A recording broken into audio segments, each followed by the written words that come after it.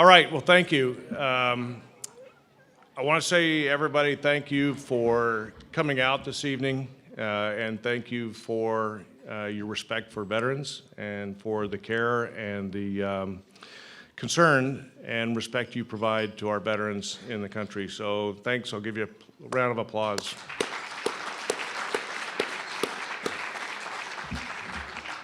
So we'd like to welcome you to our second actual Make Blue the New Pink Gala event. And I hope that tonight everybody takes a minute and that you learn something. And that I think I'll ask you on your way out if you actually learned one new fact tonight. And I think that I'm hoping that everybody learns just one. Just let's see what we all learned tonight. So first is thank you to all of those that really in your family support those veterans, like my wife. I want to thank Kitty for all that she's done. She is my rock. She actually keeps me going. And many of you have met her. Stand up, will you, please? If you haven't met her, please introduce yourself. Yeah, it's really not Elvis. That's my wife, Kitty. So there you go. Nordstrom's, I think. And most importantly, I want to thank the sponsors and the people that keep us going every year. As we try to differentiate ourselves in life and in business a little bit, one of the differentiators we think at VPCa is the way that we treat our customers. And all of you from industry are our customers. We view you that way. You help us and you keep us going. The veterans that we help and the men that we touch are really our clients. That's our clientele. But you are all our customers, and we want to make sure that you know that. And we want to really thank you for your support. Uh-oh.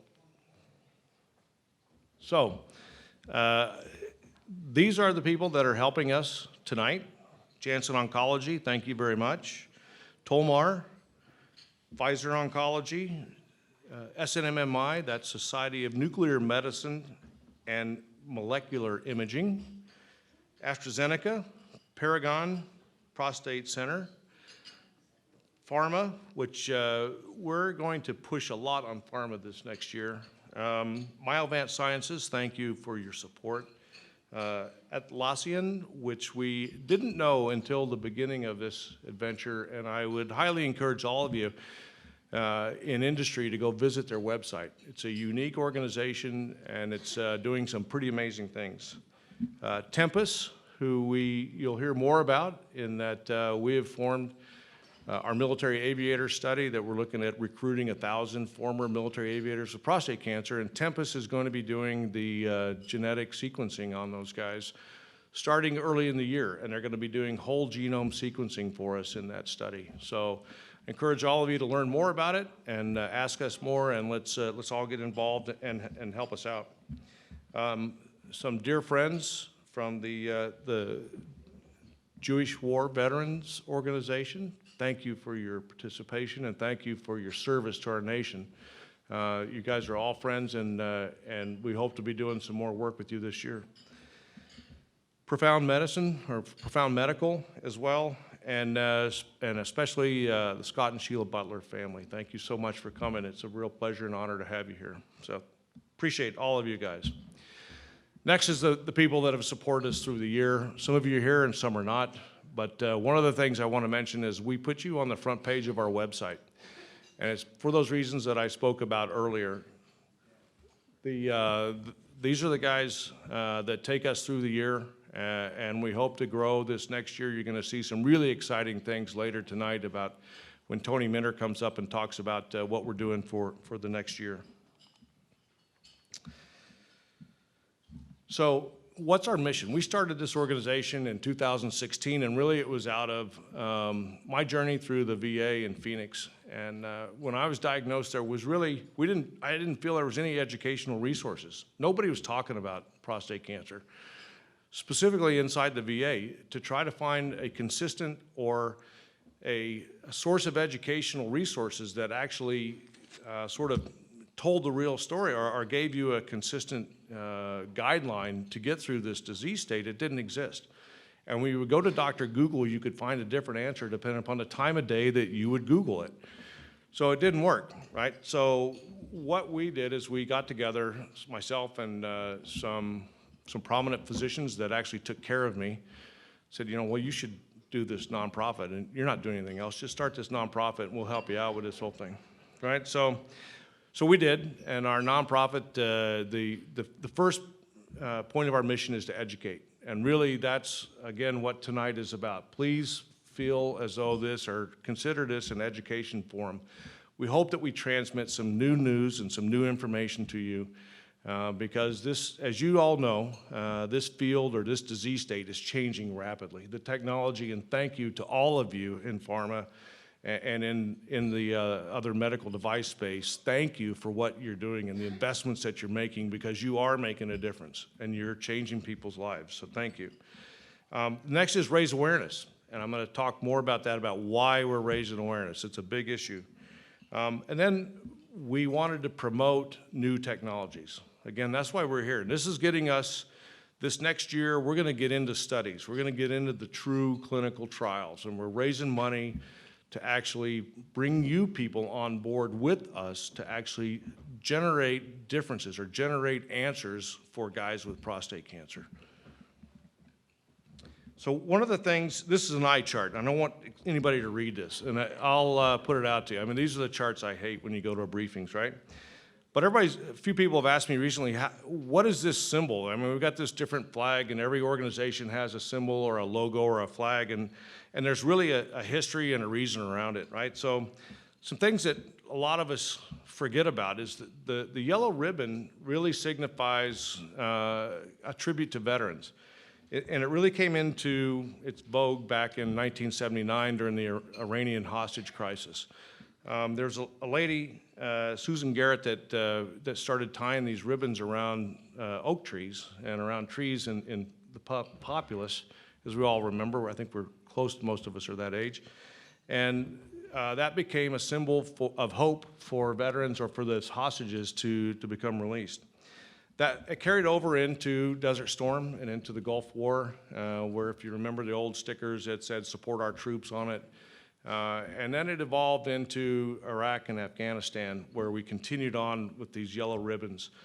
And really, that's the reason we use it is a show of support for our veterans. And a lot of people ask me, why is that dark blue stripe in there? Because that doesn't match prostate cancer. That's not there. Well, in 1779, this guy by the name of General George Washington dictated that that was going to be the color of our uniform. And even today, if you look across all the services, the Army, Navy, Air Force, Marines, and the Coast Guard, we all have a formal blue uniform. And that dark blue signifies our dedication to all the services, regardless of what service you're in. We all have blue. We're all part of the Continental Army. We're all part of the revolution that made this country what it is today.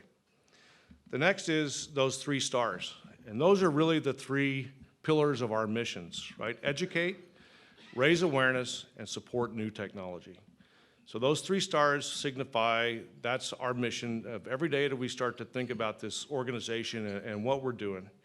And lastly, the light blue obviously is the global color for prostate cancer. So when people ask, you know, what does that mean? There you go. That's what it means, and that's how we came up with this thing. So let's get into some facts about the veterans prostate cancer landscape, all right? This is one of the things that we don't hear enough about, and we try to talk to media, we try to talk to people in the press, and we try to talk to organizations out there, and that's one of the reasons why we're here. And this is the National Press Club. This place puts out press, okay? And so this is one of the reasons why we're here, and we will continue to work with them. Tonight, they're sending out the notice of this meeting to 24,000 news outlets. Okay, so thank you for your participation, and everybody that did their little investment to be here. Your note, you can tell your marketing managers and everybody back at the office that it's going out to 24,000 news outlets, okay? My friend Tara can probably give you that list if you want. So, but anyway, so the VA, in the VA, we have over 500,000 vets today living with prostate cancer, okay? That's a big number. We start counting it up. There's over 16,000 of us with metastatic form of the disease, okay? Of that 16,000, unfortunately, we see about a 14% incidence of metastatic disease on first diagnosis. And you physicians in the room will know that in the general population, SEER data, it's only 7%. So we're twice as bad, or we have a twice as an elevated incidence rate of double over the general population. Now, why is that? A lot of people can argue this. Are we testing better? Are we testing more? Or guys just at a higher rate? Is the cancer more aggressive? We don't know. There's a lot of things that are going on that we need to find out answers for. And that's one of our missions in the coming year. We're going to kick off some issues to start finding those answers. And we think that that they're out there. We can find those things. It's also, as you all know, and we try to tell our constituents or the people that we talk to, that this is a silent disease. Unfortunately, you don't know that you have it most of the time, which lends us to that, high incidence rate of metastatic disease on your first diagnosis, which you don't want to have. So again, we've also seen numbers, and this has been verified by a couple of studies, epidemiology things from doctors Jeremy Shelton, Julie Lynch, and some others inside the VA, that we are in fact at a rate of about 1 in 5 veterans will get this disease. About 1 in 8 or 1 in 9 in the general population. So we are at a higher incidence rate, and we all know why. I mean, let's all admit it. It's because of the exposure that we get from our time in service. Whether it's radiation, chemicals, or high rates of adrenaline that we live with, all these things play a factor in those higher rates of disease. Now again, this disease is not going away. In the general population, and not to take anything away, not to say that we're special, but we fit into a mold, and the same rates kind of apply in that the rate of incidence in the general population is increasing. It's not going down. This is a 5-year chart right here, right? Prostate cancer is increasing, and honestly, I don't think that we're doing a better job of screening yet. I'm not convinced that that's the case. And so it's an anecdotal assessment or a assumption that I'm making, but I think that we need to do a better job, and this chart gives us justification to go out and do a better job of screening and get into people's lives earlier and make sure that they get this disease understood and screened for earlier. Now, if you want to talk about the VA prostate cancer landscape, okay, about 19 million veterans in the country, a little over 19 million. There's about 9 million that are registered with the VA. About 7 million of those guys are actually getting care within the VA, which makes it the largest integrated healthcare system on the planet. And when in Congress or in HHS, when we start talking about integrated healthcare or national healthcare and that sort of things, I will tell you that if they're not looking at it already, they need to be looking at what's going on inside the VA. Because the changes that have been made over the last 5 years in the VA and the investments that have made that organization a dramatically different place to get your health care. I contend that it's probably the best place in the United States to get your health care today. And I'm not kidding, because I go there. I mean, and I compare it with my wife's health care on a weekly basis. When her doctors are arguing with healthcare insurance companies about what they can provide or what they can prescribe or what treatment she can get, it takes me about 20 minutes to call Dr. Matt Rettig, and I get an appointment in about 21 minutes, and I go and see him the next morning, and we move on with our care, and they prescribe whatever I need to have. That's how easy it is. That's really how easy it is. And if they can't see you, there's a new program called the Community Care Network.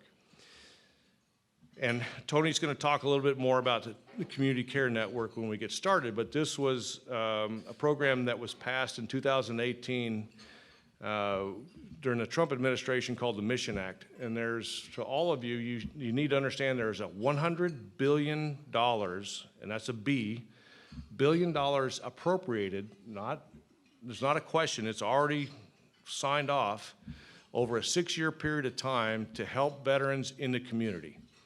Right, so the problem is we're trying to find qualified providers to sign up for that program to actually provide the care that the veterans can't get inside the VA.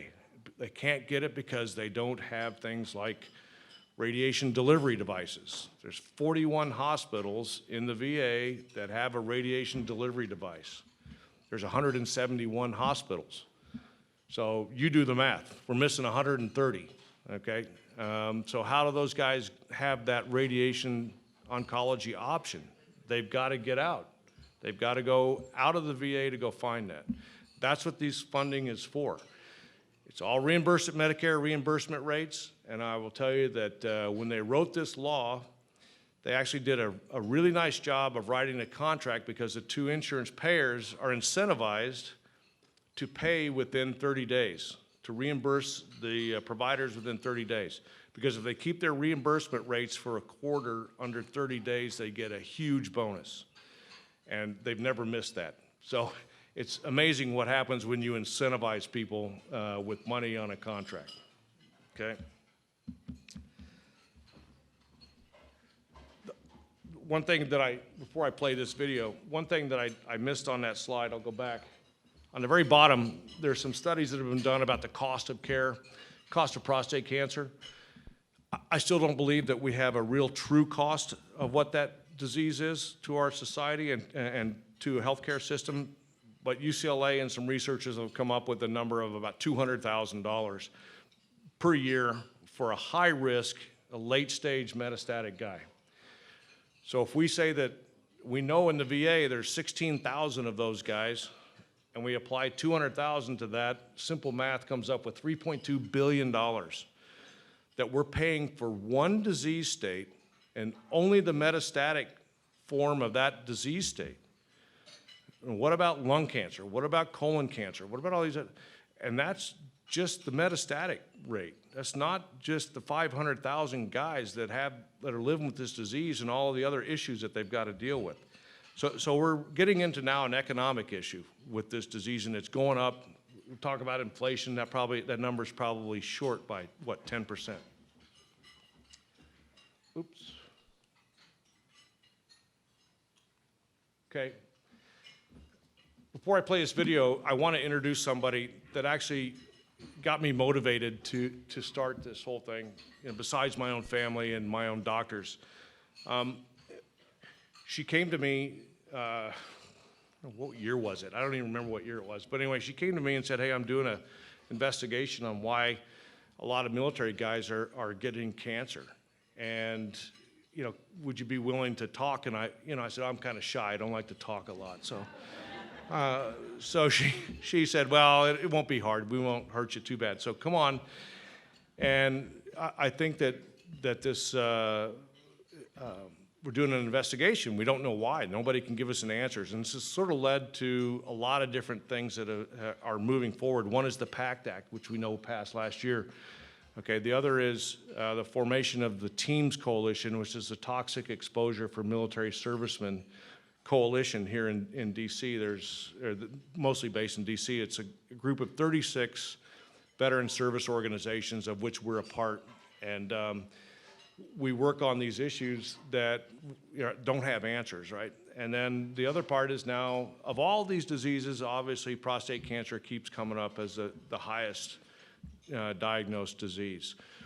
But her name is Tara Kopp. She now works for the AP, and she's become an incredible supporter and friend, and she's on the board right now, I just found out, of the National Press Club, and she's here with us tonight because she means so much, because she really motivated me to keep going with this thing and keep raising the awareness for a lot of us, for a lot of the military aviators. And I'm going to show a short clip of part of the products that she's put out that have gone unnoticed, but we're going to raise awareness again this year, and we're going to put them back out, and we're going to re-release these videos and these stories, because they're all friends, and they're guys that we flew with and that we fought with, and they mean something. So I want to ask Tara to stand up and give her a round of applause. So Tara, please stand up. Thank you.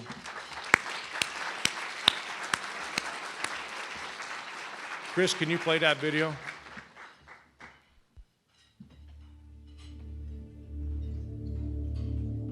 They were the best of naval aviation, Top Gun graduates, commanders of the Navy's weapons testing base at China Lake, California.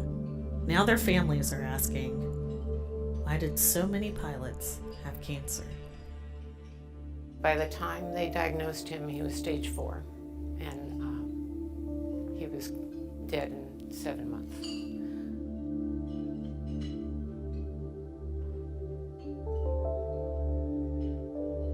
Soon after he died, I found out some other of our friends had passed away. And it made me freeze in my tracks because he had been commanding officer of Naval Air Weapons Station out west. And out of 7 consecutive commanding officers, 4 in a span of 3 years had passed away from cancers.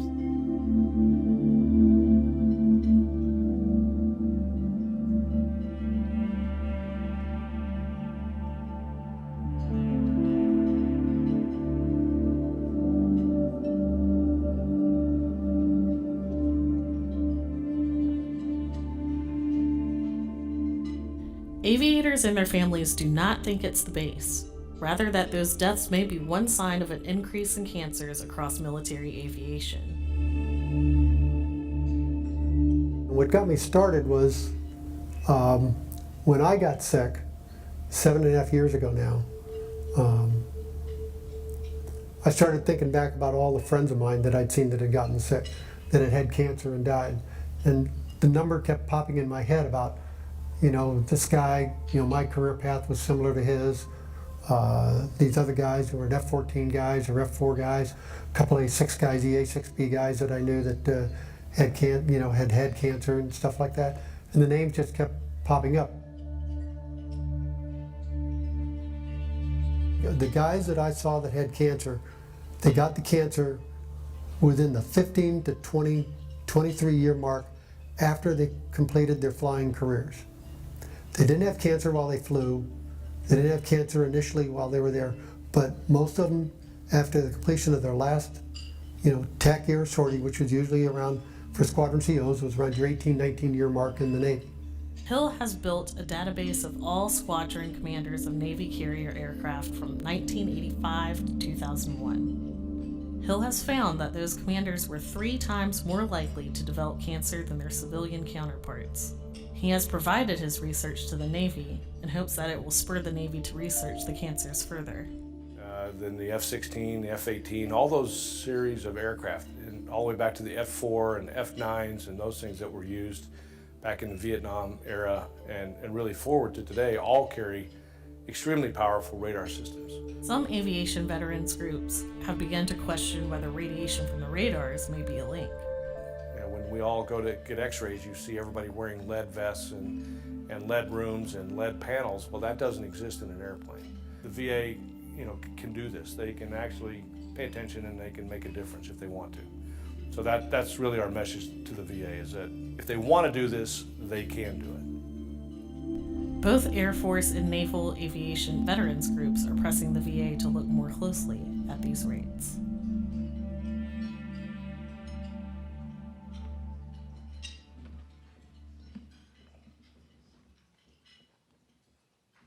So thanks, Tara, for putting this together. And I will mention that that's just one piece of her investigation. It is very extensive, and we will bring this back out because we think it's important to keep this message going, okay? The next topic we're going to get into right now is about why do we want to make blue the new pink, right?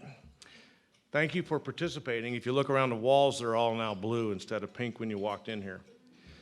Okay, there's a reason why. It's to raise awareness, right?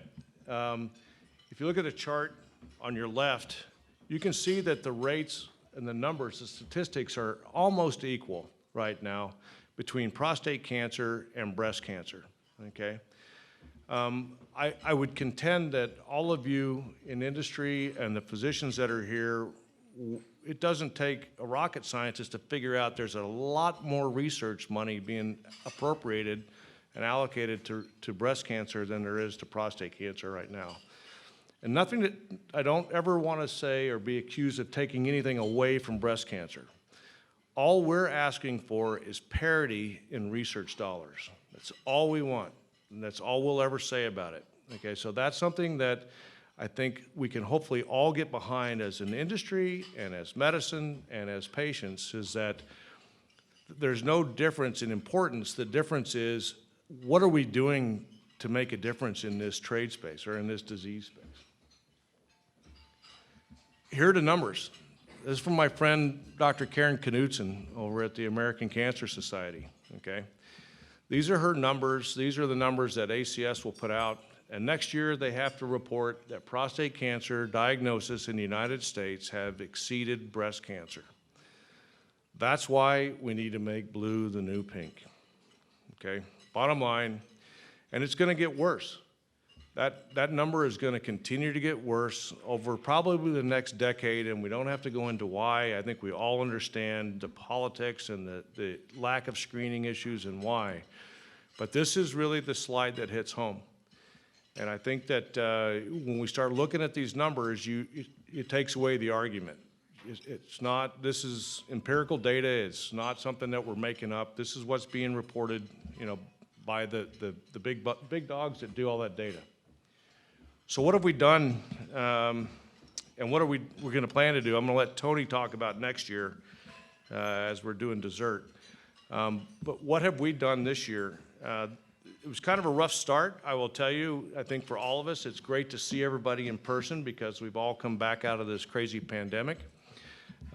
We were down to probably, I think it was myself and Jillian, my granddaughter, that were running the organization when we started. And she was probably doing a better job than I was.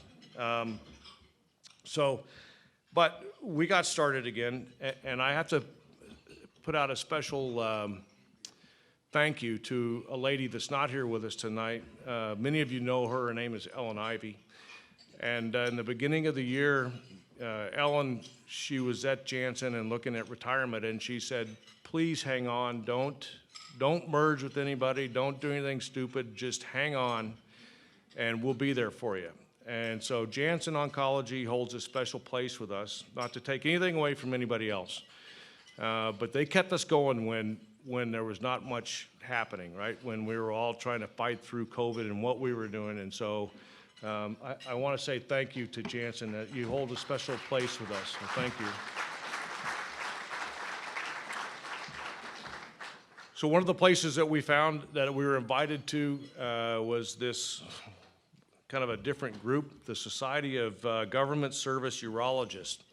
These are your VA urologists. These are the guys that go to Palm Springs or they go to Tucson and they have a 4-day CME conference and then they party for 3 of the 4 days, right? So it's a good, if anybody wants a nice break, I encourage you to go because they're a lot of fun. So we attended and we presented our options, what we were doing this year. We're going back next year in January to talk about a lot of the things that we're doing, from studies to the establishment of support groups inside the VAs and some other things. And so we're pretty well embedded with that organization. We were bored during COVID, and we made some software called Prostate Cancer Health Storylines. And really what it is, and we're happy to talk to anybody, and right now I'll put out that if any clinic, researcher, or physician's office wants a version of it, we'll give it to you for free, because we're doing studies on how it's working and how patients are uptaking and how the physicians are looking at it.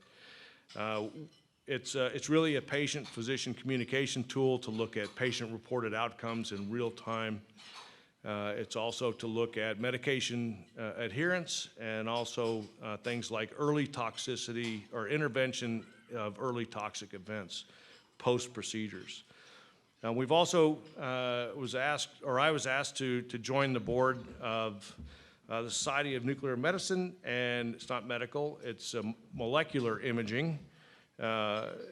and actually their patient advocacy board, because there's, with the advent and the introduction of PSMA and imaging and all these new things that are coming about with nuclear medicine, there are a lot of misperceptions out there and a lot of misconceptions about safety, nuclear medicine, are you gonna glow at night, what's gonna happen, all that sort of stuff. And so we need to straighten out society, and we need to advance where that is going. The VA is actually using it quite a bit, and I applaud the VA for it being in on a lot of the early studies and a lot of the early research that was going on with that.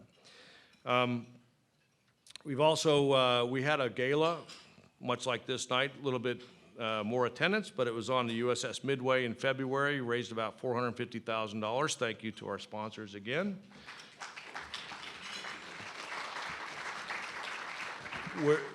Just to put everybody on notice, we're having another one of these next November, so everybody's going to get an invitation, and we're trying to negotiate back to the Midway or a like type of venue. We think it's kind of neat to be on a ship. It's kind of a veteran-focused venue, and I think everybody has a nice time on there.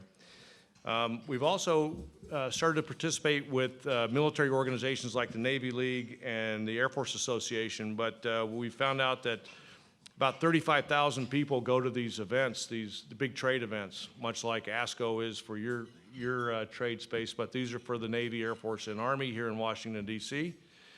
And that's where all of the defense industry is trying to sell their wares. But we handed out, we took 1,000 brochures to this thing, and in 3 days we handed out 3,500 brochures, people interested in prostate cancer and what they were doing. And we referred about 10 guys for different types of biopsies, for peritoneal biopsies versus other biopsies, talked about PSMA, all sorts of things. So we were understaffed, but we did all right.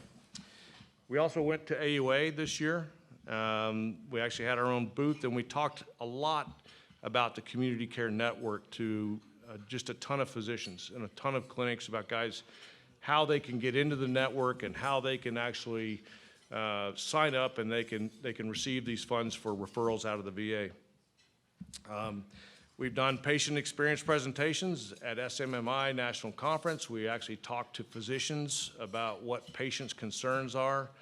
I recruited a couple of a radiation oncologist and a medical oncologist to come and support me in that whole thing, part of my care team. We all went up to Vancouver, had a nice weekend, and actually got to talk to a lot of people about a care team kind of perspective, and then what is the fear and what are the misperceptions around nuclear medicine at that conference, and how physicians and how clinics can actually help assuage those fears for guys wanting to go, why they need to go get the nuclear medicine images.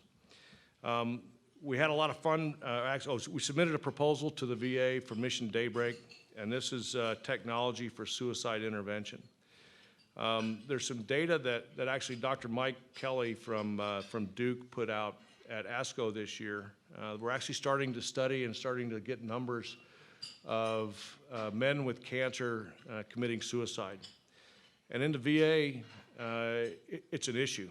It used to be 22 a day. They've been called out because that's a low number. It's probably closer to 40 a day right now. And we're seeing that men with cancer, not just prostate, but other cancers, prostate obviously is the most. There's a study, another clinical data came out. 40% of the suicides are guys with cancer. And those are occurring either in the first 4 months after diagnosis or in the very late stage when the pain is so great that you can't deal with it anymore. So cancer diagnosis and treatment is becoming a gray area over into mental health and suicide. And one of the things we promote, you'll hear Tony and others talk about it, is for the physicians in the room, we try to tell physicians, please refer your patients to a mental health provider when you tell them they've got cancer. Please do it. All you have to do is make the recommendation, and it's something that's helped a lot of us. I mean, and from personal experience, I can tell you it helps to have somebody that's an arbitrator, that's not living in your house, right? To help talk you off the wall sometimes, and to also help talk your partner off the wall. Again, because one of our themes in this disease state is this isn't about a guy. This isn't my disease. This disease is a relationship disease. It's a family disease. It affects everybody, specifically that partner that gets thrown into the caregiver role.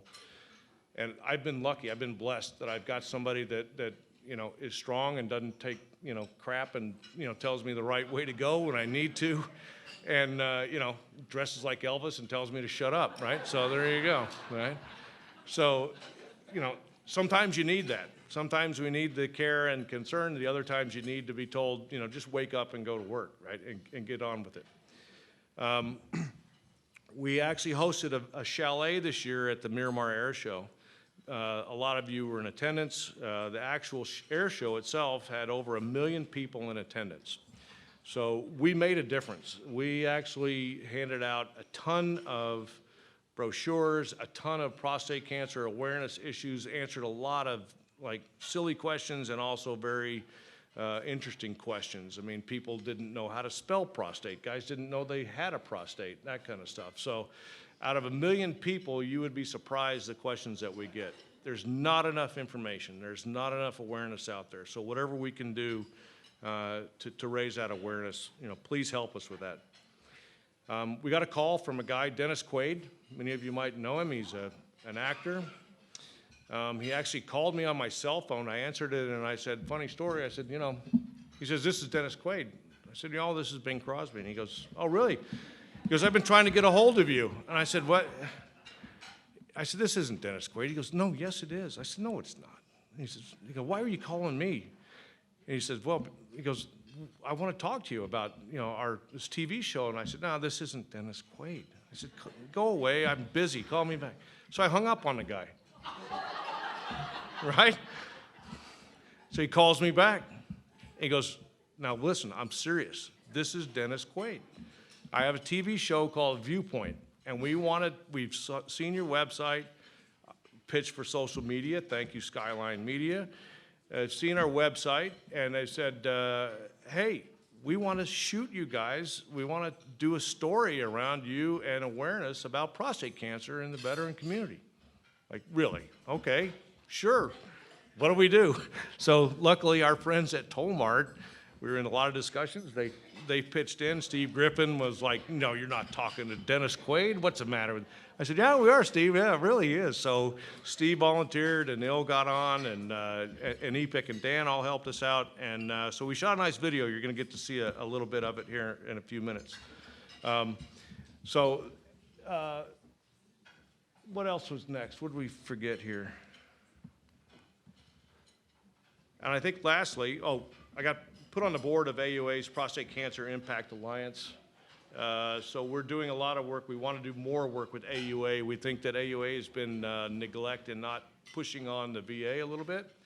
So we're trying to get them more involved in the SGSU and their urologists and pushing the AUA into helping with veterans as well. And then lastly, we partnered with this incredible multimedia firm because we're not marketers. We're aviators and veterans and business guys. We don't know social media. We don't do it. I mean, that's a shortfall of us, right? We're old and we have cancer and we got grandkids. So we needed a social media house, and we ran into guys in Oklahoma City called Skyline Media, and you're going to see some of their work here. And what I'll tell you is you look around for partners and you find people that actually care about your mission and become friends and actually give you honest input or honest feedback as to what you're doing right and wrong. I've got a new friend. We all have Alexa in our house. So I have a new friend. She's called Sarah.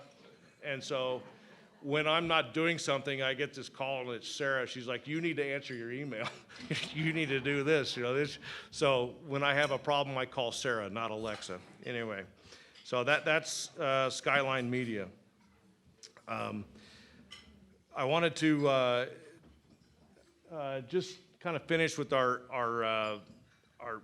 Make Blue the New Pink highlights. We had a great event on the Midway. We're going to try to do it again next year. We've launched a new website. We're moving over. We have found a URL that actually supports veterans organizations called .vet. So we've moved our website to VPCa.vet. It's a little bit easier to remember. And I think you'll see on that website a lot of new stuff coming around. We ask you to please get social with us. That's the video. Here's the website. So we want you to get social with us. Here's all of our little links and things that I don't understand or know how to do, or I'll just get myself in trouble. So I ask you guys that know how to do this, or ask your kids to do it, to jump on there and do the Instagrams, the Facebooks, all that sort of thing, and just spread the word. Let people know that there's this big issue, right? The big issue, it's real simple. We've just surpassed breast cancer. Not that it's anything against breast cancer, but it's a big issue, and we need to pay attention to it. So with that, I want to say thank you. I'm going to get off the stage, and I want to introduce somebody that's coming on board with us. His name is Chris Proven, call sign Kid, another F-14 guy from the U.S. Navy, another prostate cancer survivor. He now works in the U.S. government. He is the deputy training manager for the F-35 Lightning aircraft for international training. Is that right? For all of international training. So Chris knows a lot about the military. He knows about the contracts. He knows about airplanes. And he's coming on board and is going to start running all of our events and our scheduling and where we're going out in industry. So I want to have Chris come up and say a couple of words, and then he's going to introduce our keynote speaker. So Chris, come on up.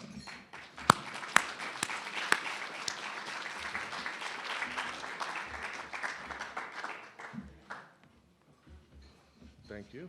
It's all yours. Right.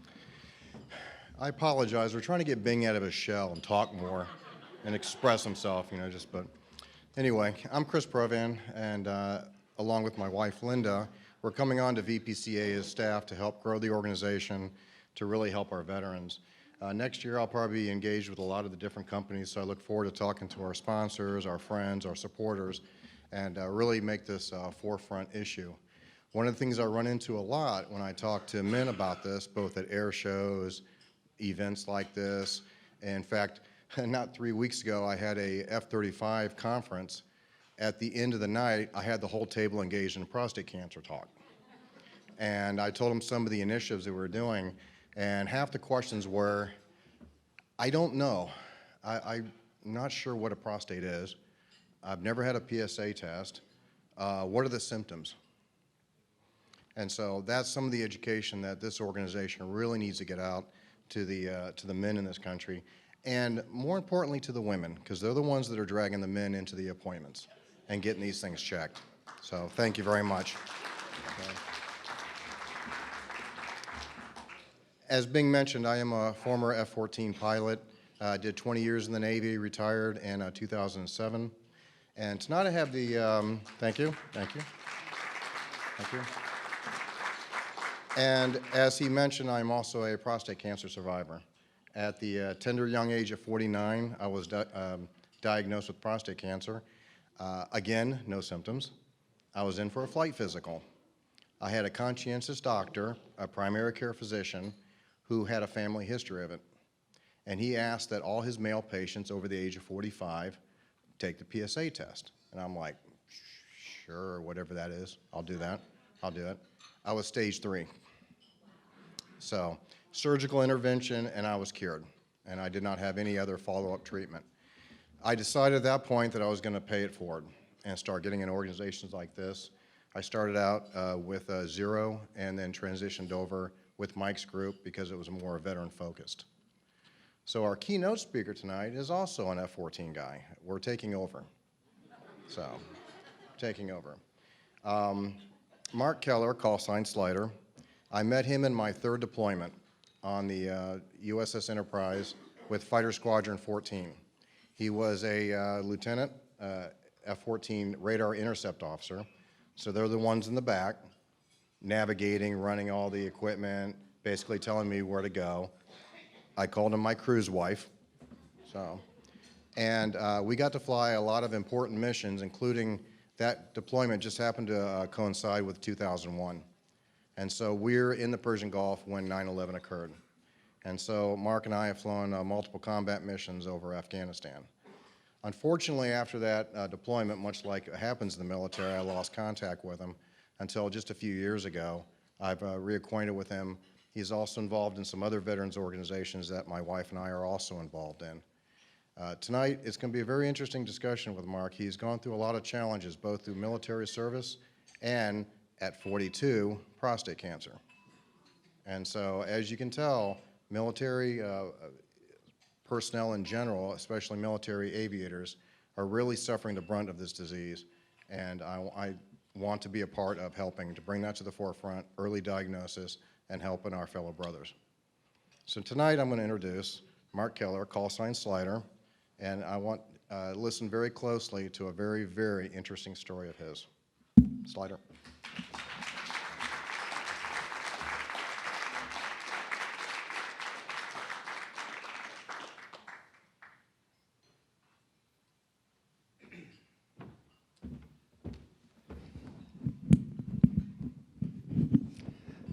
Thanks, kid. Cruise wife, huh? That's good. We can talk about that later. I got a question for you guys. How do you know if there's a fighter pilot at your cocktail party? He'll tell you. So when Kid called me up and asked if I would come up and tell my story, I said, sure, people have to listen to me. This is great. Prostate cancer's definitely a part of it a couple times in my story, but there's some other stuff in there. I'm going to talk about some mental health stuff, PTSD, the way these things affect your life after you get out of the military, some of the things I think we could do better, and maybe some ways we can do it better. But I'll just jump in there and tell you who I am. My name's Mark Keller, fighter call sign Slider. Was born in upstate New York to Ken and Judy Keller. My parents are still married 57 years now, quite a miracle. Great people. My dad has prostate cancer. He's 90 years old. It's never been treated and apparently isn't an issue. I guess like most men who make it to the age of 65 are going to die with prostate cancer, not necessarily of it. So he's lucky. His was not very aggressive. But into my story. I grew up watching I Dream of Jeannie. Anyone know that show, I Dream of Jeannie? Yeah. Major Nelson was a hero of mine as a kid. I was always, fascinated with the idea of space exploration. I spent a lot of time staring at the moon with my telescope and all that stuff. And I think as young as 5 years old, I had a astronaut costume that I used to wear to bed. I was that into it. May or may not have had something to do with the Barbara Eden, one of the most beautiful women in the world. But, I was 5, so who knows? But so I always wanted to be an astronaut. That was it was just very clear to me that that's what I wanted to do from a very young age. And fast forward a little bit through high school, I got good grades. I played a bunch of sports. It was kind of fitting the profile a little bit. I got accepted to Penn State, went in as electrical engineering major. Probably wasn't as focused on my education as I should have been. Penn State's a fun place, I'll tell you. Won a football national championship while I was there. That was pretty good. Majored in social life, if you observed what I spent my time on. I did very well at that. I think I had a volleyball class, too, that I got an A in that, which was good because I would eventually fly F-14s, and you got to play volleyball in your jeans and with your shirt off, so it keeps you working out. 'Cause you never know who's going to see that. So yeah, my grades weren't going to get me to the space program right away, so I had to go find something else to do. So I went ahead and enlisted in the United States Air Force. This was in 1987. I went through boot camp in San Antonio, Texas in the middle of July. That was a real hoot. They taught me how to swear. That was new. That was really good. And when it came time to select my area of expertise, I went for electronic warfare. I remember I'd been an electrical engineering major, and I picked the longest technical school that the Air Force offers, and that was electronic warfare, which deals with radar jammers, radar signal processing, detection, stuff like that, countermeasures. Pretty interesting stuff. So I spent a year in Biloxi, Mississippi, going through that school. That was an interesting time. There were no casinos there. You never left base without a couple buddies with you, because you might not make it back. It was just a very different time. But from there, I figured I was going to go to Europe. So they have something called your dream sheet. So you get to put on there all the places you want to go and serve. And so I started at Ramstein, Germany, and I circled out and named every base, and there was a plethora of them back then. And I just knew I was going to Europe. And unfortunately, all the Air Force saw was that I was an overseas volunteer, and they sent me to South Korea, which was an interesting place in 1988. There was a lot of political unrest. I remember one time coming up, we went to Seoul, and I was coming up out of the subway, and all these Koreans were just running towards me down from the street level. And of course, I had to go see what was going on up there, so I went the other way, and they were throwing Molotov cocktails, and tear gas was everywhere, and all that stuff. It was pretty exciting stuff. The Olympics came through there in 1988. I got to go to some of those events and all that. But we were operating up pretty far north, just south of Seoul, at a little base called Suwon, which is not a U.S. base. That's a Korean air base. They had some squadrons of F-5s there. We had some A-10s. The A-10s were there. They're slow-moving aircraft, but they carry bombs and a big gun made to take armor out. And at that time, the North Koreans were very active. There was always this threat that they were going to come through these tunnels. They had dug under the demilitarized zone. So we were constantly doing exercises in MOP gear. That's mission-oriented protective posture. So this is chemical, biological, radiological threats. I can tell you wearing a rubber suit from head to toe in Korea is not fun. It is a hot, steamy place most of the year, and that was pretty stressful. I got pretty used to thinking that something really bad was about to happen. But I survived that just fine. I was very lucky. I got to go to Hurlburt Field down in beautiful Fort Walton Beach, Florida. They did reward me for taking Europe away from me, and spent a couple years down there with the 1st Special Operations Wing. Doing electronic warfare stuff. We got to do some really neat stuff back then. We went and ran around in the jungle in Honduras. We flew airplanes off of aluminum matting in the middle of the jungle, makeshift runways.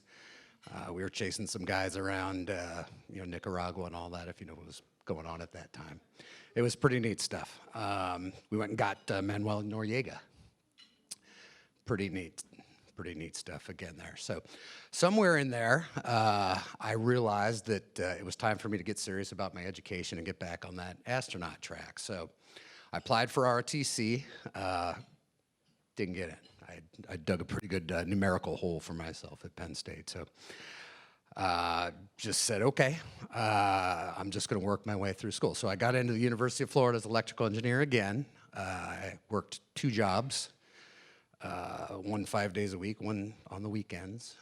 During the week, I had a very high security clearance because of my electronic warfare stuff. So there was a laboratory at the University of Florida where they did all kinds of radar research. They worked with MIT Lincoln Labs and the Army Research Lab, and we built prototype radars.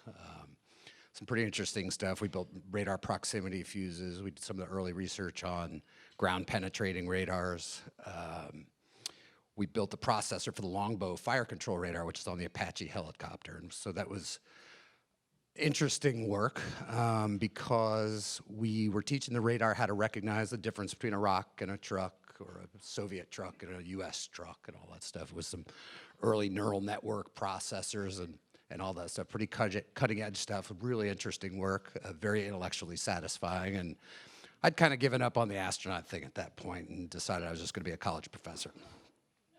However, my weekend job was jumping out of airplanes. So I became a free fall photographer. I was on the University of Florida parachute demonstration team, and I was the guy that had all the big cameras on my helmet, and I would jump out and do all these things. That was super fun, and I made money jumping out of airplanes. So there was a stark contrast between these two aspects of my life. And one day I was sitting in the lab, and I was looking at the dude that they just got the special chair for because he had carpal tunnel syndrome and the thick glasses and this pasty white and skinny guy, and it just hit me that these are not my people. So I literally pushed my chair back and said, "What's the coolest thing in the world?" And I remembered my dream again. I said, I want to be an astronaut. So, the internet was very experimental at that time. It wasn't easy to just Google something. But I did a little dig around and figured out that the best way to become an astronaut was to go through Navy test pilot school, which turns out I was pretty well qualified for. So I got the yellow pages out, and I found the Navy recruiter, and I called him up, and I said, I want to fly those F-14s. Of course, Top Gun was out at this point, so it had to be F-14s. And the volleyball. So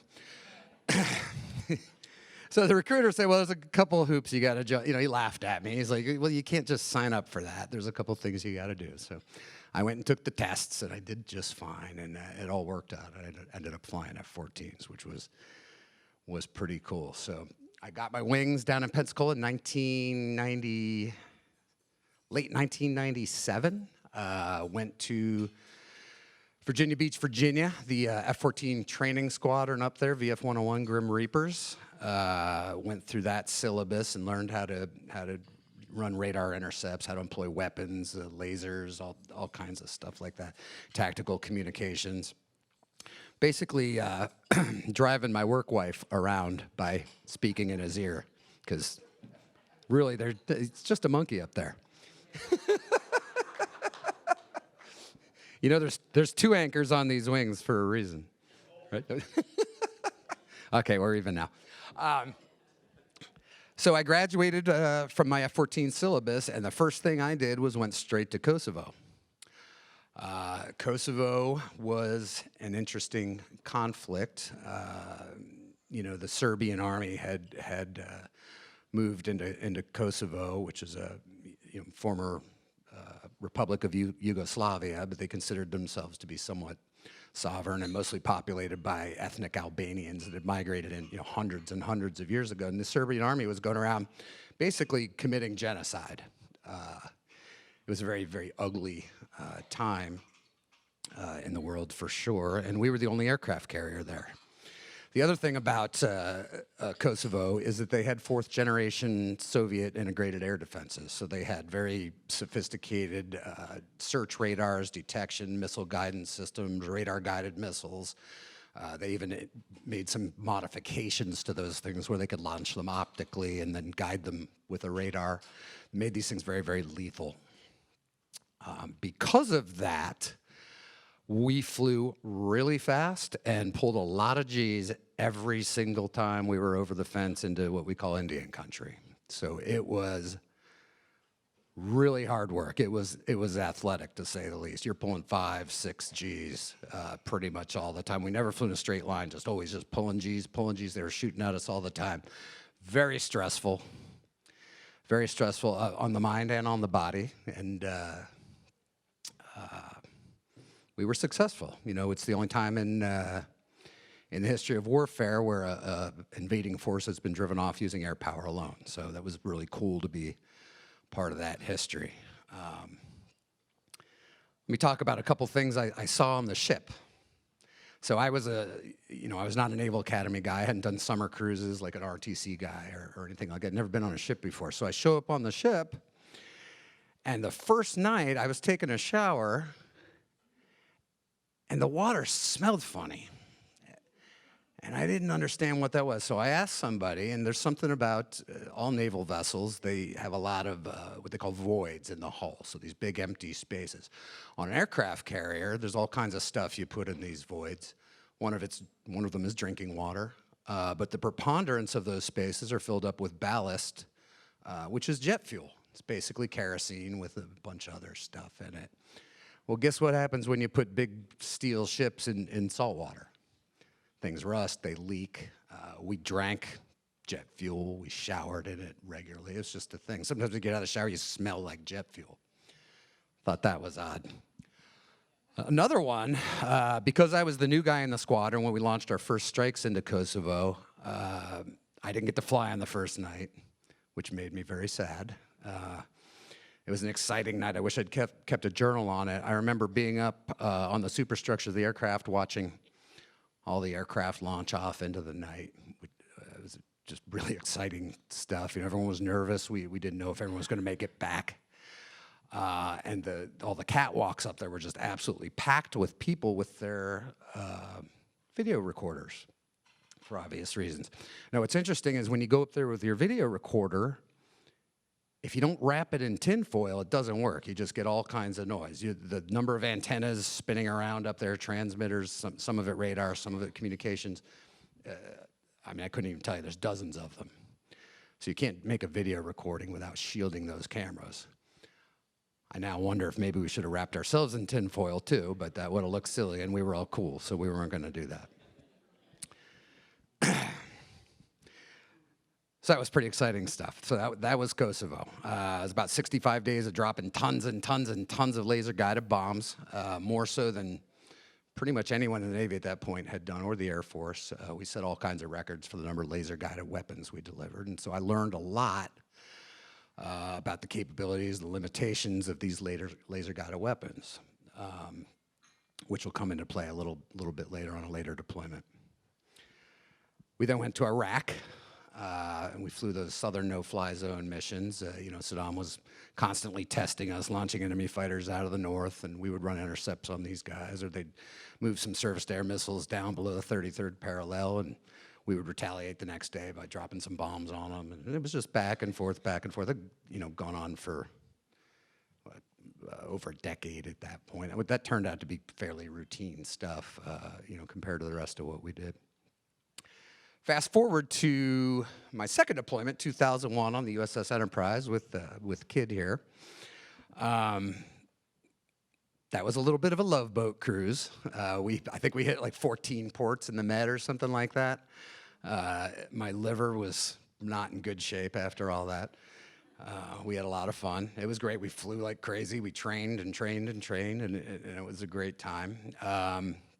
We went to the Persian Gulf, and again, flew a whole lot of Southern Watch missions, which are, you know, it's armed reconnaissance. You know, we go really fast, we look around, we fly the same pork chop pattern up towards the 33rd and over towards Iran and back down over Basra. Every day we did the same thing. Wasn't really that exciting, but for our squadron, VF-14, and our sister squadron, VF-41, we were going to be the first squadrons to get rid of our F-14s and replace them with F-18 Super Hornets. So this was somewhat of a historic cruise. I mean, you know, we had the oldest airplanes in the fleet. They were all built in the mid to late 60s at that point. We didn't have GPS. We all bought Garmin little GPS units, and we put Velcro on the instrument panel, and that's how we navigated.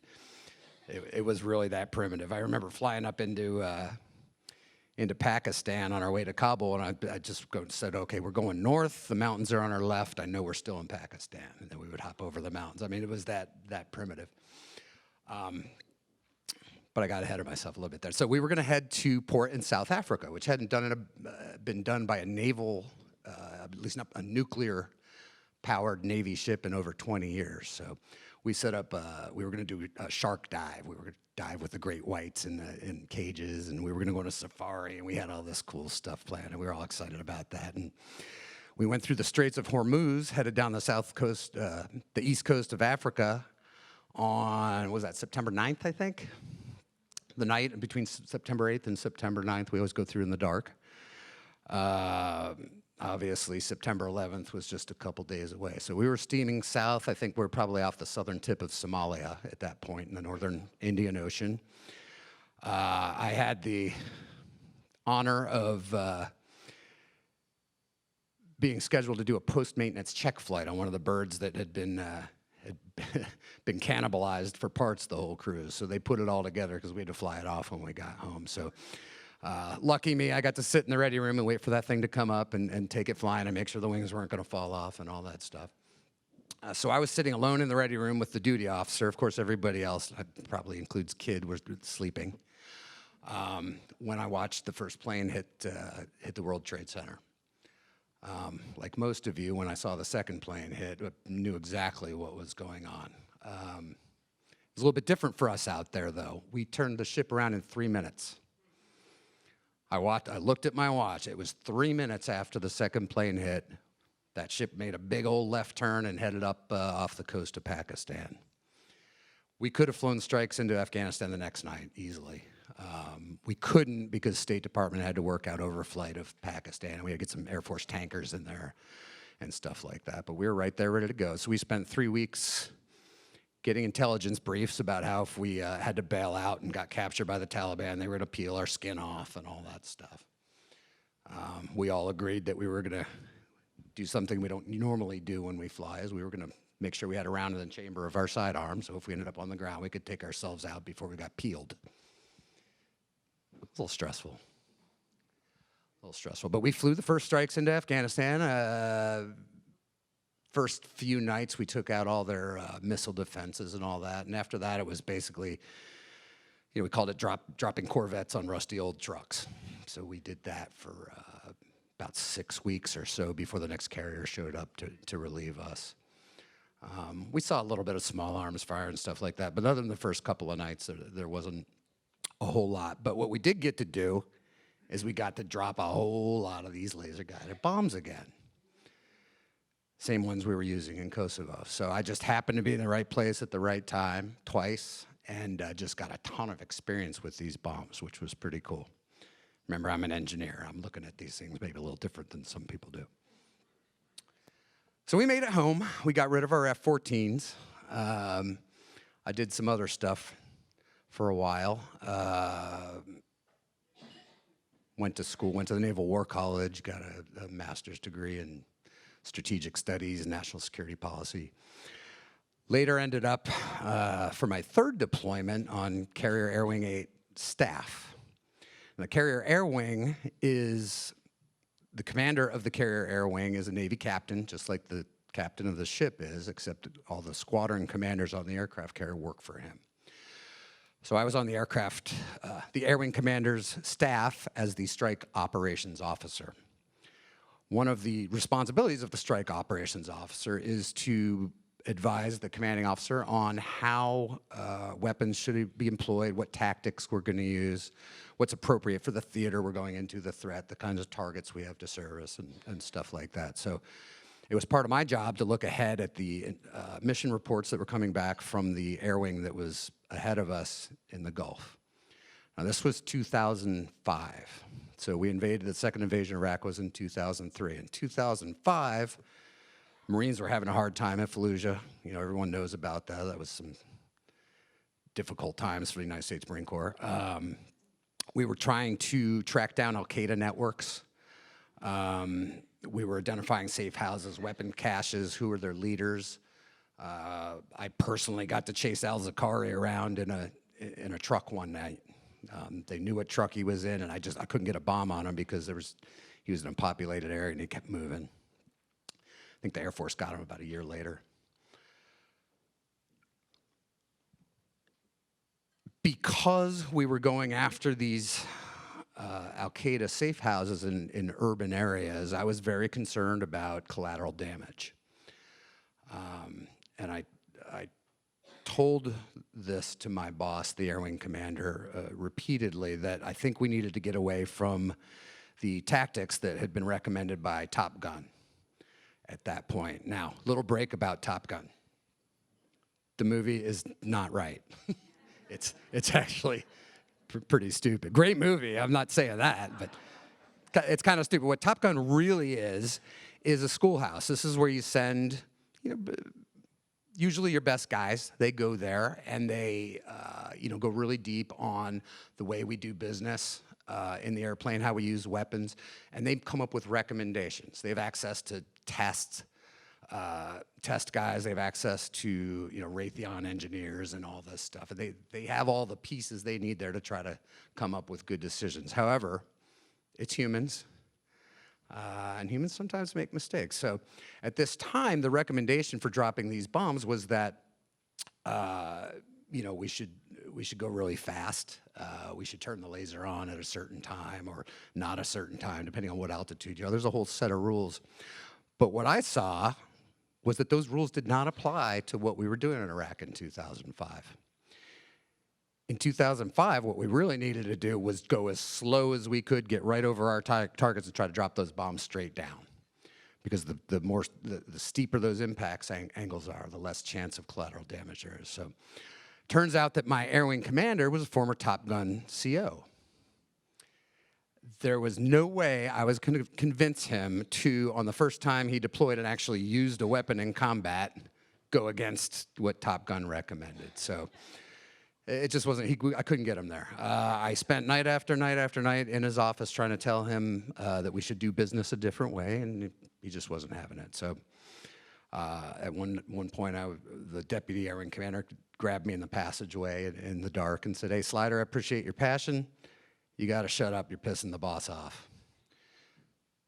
Aye, aye, sir. I mean, what am I going to say at this point? So you can probably see where this is going. A couple months later, I'm mission commander on a mission over this little town called Baji, about 60 miles northwest of Baghdad. On the previous night, some guys had detonated an IED in the road and had killed a bunch of U.S. Army personnel in a Humvee. The next night, I just happened to be the guy overhead when an Iraqi woman came into the police station and said, "There's some dudes doing some weird things out in that same road where that thing happened last night." And, a whole sequence of communications and interpreters and all this stuff went on. But eventually, I got on the radio. We found these guys on our sensor, and we were authorized to drop a bomb on them. Now, the guy in the front seat was one of my students when I was an F-14 instructor. Young guy, happened to be a senior lieutenant just because they had a weird turnaround cycle. So he was senior, but had no experience whatsoever. I work for his boss, so I'm a guest in this squadron's airplane. So we had an argument in the cockpit. I said, "Dude, trust me, I've delivered over 60 of these weapons. We got to go real high, we got to go real slow, we got to make sure that thing comes in there steep." And he said, No, the boss said we're going to go fast and we're going to go low and we're going to do this. And I'm like, "Man, it's going to be a problem, it's going to be a problem." Couldn't convince him. So we set up for our bombing run, we come out, we turn in, and I just couldn't decide if I was going to turn that laser on at the time that gave it the best chance to be steep or at the time that was going to leave it dragging in low and possibly hit short. It was a moral dilemma because if I did it the way I was told, I was protected. No matter what happened with that bomb, I was protected. If I did it the way I knew to be morally correct, and that bomb hit the way I wanted it to, I've proved nothing, probably going to get chewed out. I can get chewed out. I'm used to that. But if I do it my way and the bomb misses anyway, I could end up in Leavenworth. And so I had a serious moral dilemma in the cockpit on that night. And I'll tell you, when the bomb came off, I turned the laser on right away. I hadn't decided what I was going to do, but I turned it on the wrong way, the way I was ordered to turn it on. And the bomb hit short, and I killed 12 innocent people in the house next door. Yeah. The last couple of years, I stopped crying about it.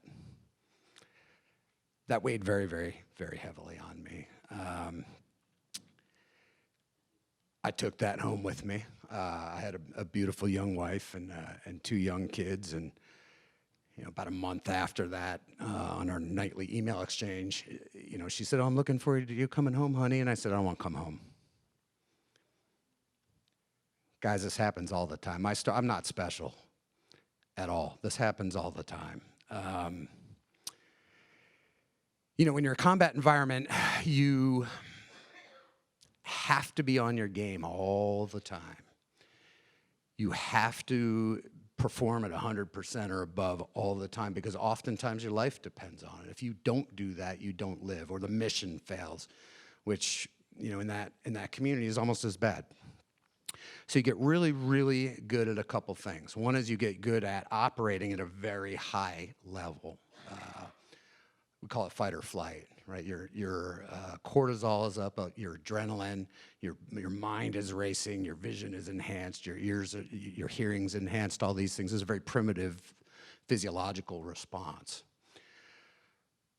The other thing that happens is when bad things happen, you get very, very good at taking those things and putting them in a box and forgetting about them, because you can't let it affect you while you're operating these aircraft, while you're in combat, while you have a mission to do. So these things become habits. You become used to operating at a very high level of excitation all the time. You get used to compartmentalizing everything, just putting it in a box and soldiering on. And over multiple deployments, what happens is your physiology adapts to this. You have neuroadaptations which cause you to be stuck in this state of high excitation and cortisol-soaked excitation. Does that have something to do with prostate cancer? It might. Kind of seems like it. We need to find out. You know, so that's one of those things. And then when I came home, probably didn't know what PTSD was at that point. It was easy to understand if your best buddy gets his head blown off in the foxhole next to you, you're going to wake up screaming and be a drunk, right? We've all seen the movies. For most people, that's not really what it is. It's just being exposed to that high-intensity environment over and over and over again. It just becomes what you're used to. And when you come back to the real world, everything's moving in slow motion. I didn't understand that at the time. We're going to get to the really bad part here in a minute. I didn't understand that. Nobody educated us about it. You never heard about it. You do now. We're getting a little bit better on that. But at that time, we didn't know to look for it. We didn't understand what was going on with our own bodies and our own minds. So I come back from that deployment depressed. Probably drank a little more than I should. My wife didn't like that. Probably a year went by or something like that after I got back from that deployment. But she eventually threw me out of the house. I wasn't being mean or getting in fights or anything like that. I was just sad. I was just really sad, and I was numbing myself out with alcohol. And she threw me out of the house. 3 months after that, on a routine flight physical, I happened to mention to the flight surgeon that I had a frequent urgent onset of the need to urinate. I just mentioned it to him casually. I didn't know what a prostate was. I know all about it now, but I barely knew. Like, kid, it's a thing that guys have. I knew that. Wasn't sure what it did, where it was, anything like that. But, I had this urgent need to urinate all the time. So he gave me a PSA test. Came back. My number was 17, I think, at that point. Probably been around for a while. Yeah, it's pretty high. I'm 42 years old at this point. And the doc, I think rightly, says to me, it's probably just prostatitis. You're only 42 years old. You're otherwise perfectly healthy. It's prostatitis. So he throws me on Cipro, which is the mother of all antibiotics, for a couple of weeks. Go back and get another PSA test. I'm at 19 now. Yeah, no kidding. I had no idea what that meant at the time. I learned all this later. But he's like, this is bad, dude. You need to go see the oncologist. So went to Portsmouth Naval Medical Center, which is an excellent facility, and had a biopsy. How many guys in here have had a biopsy? Yeah, no danger of becoming a recreational activity, is it? Right? It's not. I'd done a lot of scary things. I had over 1,000 jumps out of airplanes at that point. I'd been shot at. I'd landed on aircraft carriers. I'd been on fire in an airplane twice. None of that was as scary as my biopsy. They come out with a thing about the size of this microphone, and they go in the wrong way with it. I guess that's the ultrasound probe they get in there. It's not fun. I was a pretty tough guy. I think I still am. I was pretty tough guy. I'll tell you, by the time they got done punching that needle through the front wall of my rectum, they had to pry my fingers off the side of the gurney. And I was soaked in sweat. I mean, absolutely. Yeah, these guys are nodding back. You know what I'm talking about. That's some rough stuff. It's also not a very accurate way to measure what state your prostate cancer is in. It's not at all. They came back, on the right lobe. I had a couple of hits, not real bad. On the left side, a few more, still not that bad. They called it Gleason 3A. They said, oh, it's not that aggressive. We caught it early. You're going to be good. And they sent me, to the surgeon and said, oh, you're going to have surgery. I didn't know what the options were. I barely knew what a prostate was at that point. So I went in there, talked to the doc. Of course, he wanted to cut at me. So I'm sitting here thinking, of course he wants to cut me. He's a surgeon. That's what they do, right? And I didn't like the doctor. I'm sure he was competent, but I didn't feel comfortable with him. Maybe I was in shock a little bit. I don't know. It just didn't really vibe with the guy. So I went and sought out another physician. I went up to Walter Reed Medical Center, which, by the way, is a fantastic facility, now combined with Bethesda. There's a lot of stink that went on around that back in, the early teens, 2010, around that. We got a lot of bad press. It was totally undeserved. That was a wonderful facility. I found a great oncologist. He explained everything to me in a way that I could understand, told me why we needed to have surgery, and convinced me that we could. I was 42 and newly single. Kind of wanted things to work, when I got done. I thought my life would be over if it didn't. Really was a knucklehead. I don't know how I got as far as I did, but anyway. So I went and had the Da Vinci robot. I had a radical prostatectomy, nerve sparing, because of what we found with the biopsy. I could get away with that, they thought. That went well. It sucked. I mean, I'm not gonna tell you it was fun or anything, but it went reasonably well. And when the pathology came back, I was stage 4B, I think is what, I can't even remember what the numbers are, but it was outside my capsule. It had traveled up through my seminal vesicles. It was in, it was all over the place. No MRI. Thank you. Why is there no imagery for this? This is ridiculous. It's barbaric. It's barbaric, and it's what they said. No, you're right. You're absolutely right. They got it way wrong. Now, I was lucky. I did have nerve-sparing surgery, and when the pathology came back, they found that my margins were clean, which was encouraging. They wanted me to do scavenger radiation.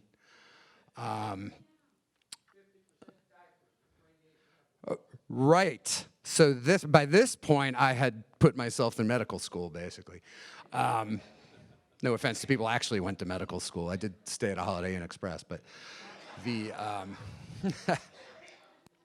no, well, I knew with the surgery I was going to have erectile dysfunction in the short term. I knew there was some danger of incontinence. I got all that stuff, and I was willing to accept that. And I started my new job up in D.C. here, wearing diapers for my first few months. Away from my family. Basically had no support system at this point. Started a new job, didn't know anybody up here. Was working my ass off in a 12-hour a day job. I was working directly for a 3-star.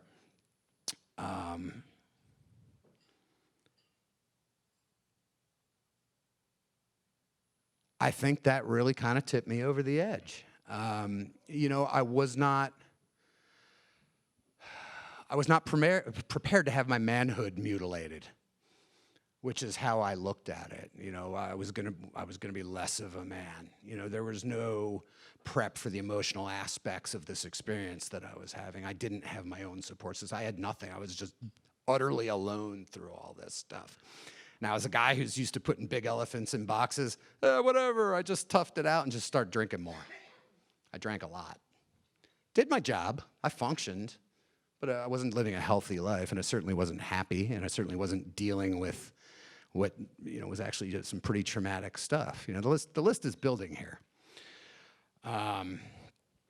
During this time, I did what a lot of cocky fighter pilots do when they go through a divorce, is I found a woman who's way too young, way too hot, and way too crazy.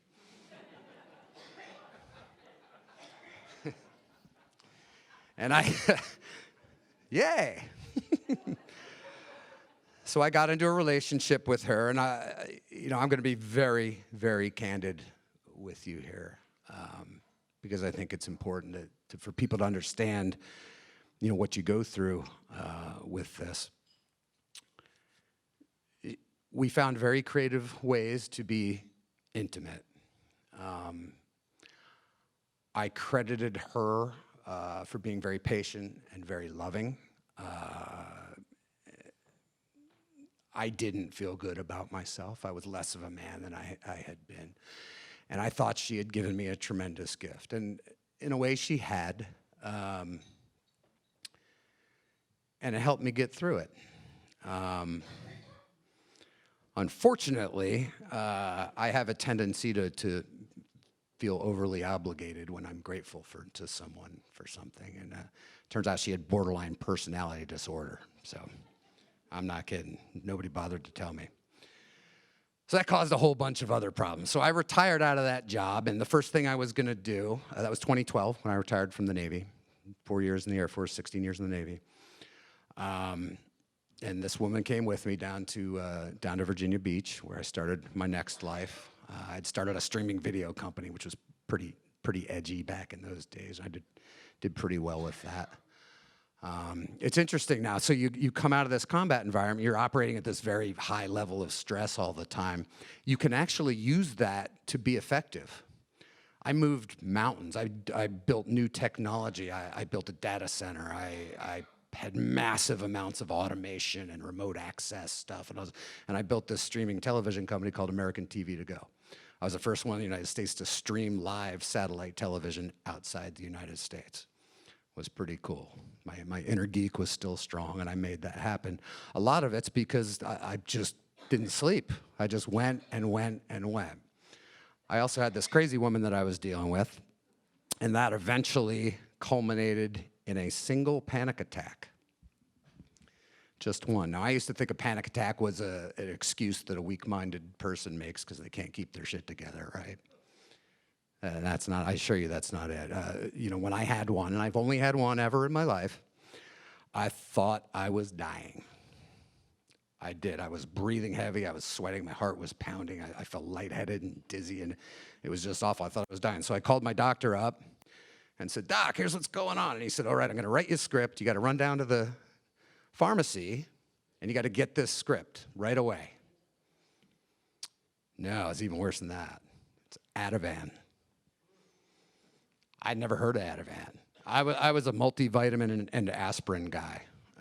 Seriously, I just would never consider an antidepressant. I didn't know what I was getting into with the Ativan, but he put me on 2 milligrams of Ativan a day and left me there for 4.5 years.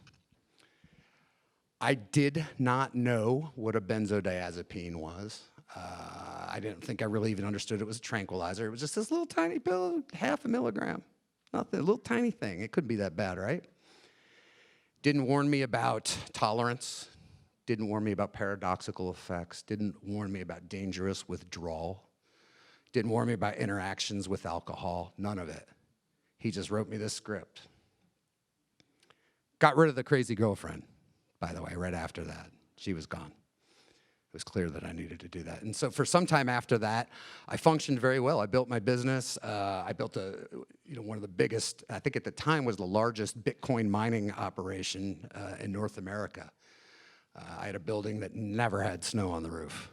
The guys down at the power plant were always throwing extra switches for me. It was quite an operation, and I did pretty well with the Bitcoin for a while. What I didn't realize is I was slowly building tolerance to this stuff. He put me on 2 milligrams a day and just left me there. And I dutifully took it as prescribed. I went to his office every few months and reported back what was going on. For a while, that was fine. After a couple of years, though, I was crawling out of my skin. I had developed a tolerance, and without adjusting my dosage up, I was in constant tolerance withdrawal. So now I'm taking a tranquilizer, which makes me feel a little bit better every time I take it. But my baseline anxiety is going through the roof, and it was very insidious. Like I said, it took years, but every time I took this little pill, I felt a little better. So I thought it was me. Never occurred to me that it was the pill because this stuff hadn't been disclosed to me. It got to the point where my anxiety was so bad, I was crawling out of my skin. I completely destroyed my business. I pissed away what should have been about $22 million worth of Bitcoin. I just couldn't make decisions. I had some technical problems in my network. I couldn't analyze anything. I just couldn't allocate resources appropriately. I just ruined, this beautiful thing. I experienced depersonalization, this idea that I'm walking around outside of myself, watching my body live my life without a lot of input from me. Derealization, this idea that nothing's real around you, there's no consequences for anything. I experienced severe disinhibition, kind of like being drunk all the time. You could have told me to do just about anything, and I would. And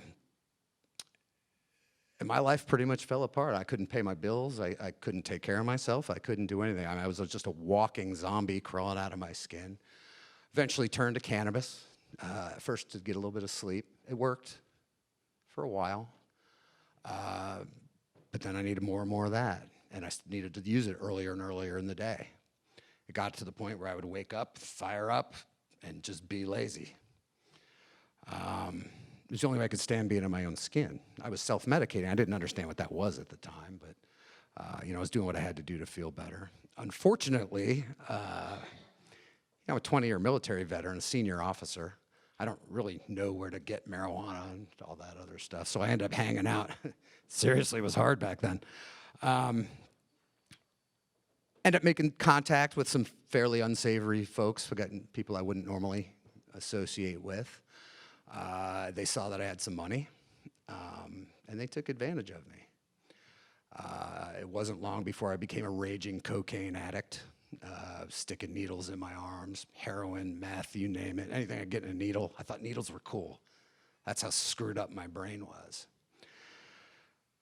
That was a very short period during which I did that sort of horrible thing. I'm lucky to be alive. Who knows what they were giving me? I mean, it's stuff off the street. I tore my arms up pretty bad. It was cut with borax or who knows, baby powder. I don't know. But my arms were rotting off, and I looked at myself one day and said, I got to go do something about this. So I went back to the prescribing doc, and I said, hey, doc, look what I'm doing to myself. He looks at me and says, you got to go to rehab. I'm like, yeah, no shit. I got to go to rehab. So he says, first we got to get you off the Ativan. So he cold turkeyed me. Yeah, no, it was not good. It turns out that the neuroadaptations that occur when you're taking this stuff for a long time are insidious and profound. I won't go deep into the neuroscience because I think I'm probably going long here a little bit, but physical neuroadaptations happen that try to undermine and counteract this drug, and those things don't return to normal quickly. And when you remove the drug, even though the dose I was taking was not nearly enough to keep me in any kind of normal state, it's like you compress this giant spring and it just goes boom. So what happened to me was, I believe I was probably close to having a seizure. I was foaming at the mouth. I felt like cold ice water was running down my head every few minutes. I was shaking. Heat, sound, light, everything was super intense for me. I couldn't stand the sound of the air conditioning in my house. I didn't know this was the Ativan. I had no idea. Remember, I hadn't been warned. I didn't even know how this stuff worked. I knew nothing about it at this point.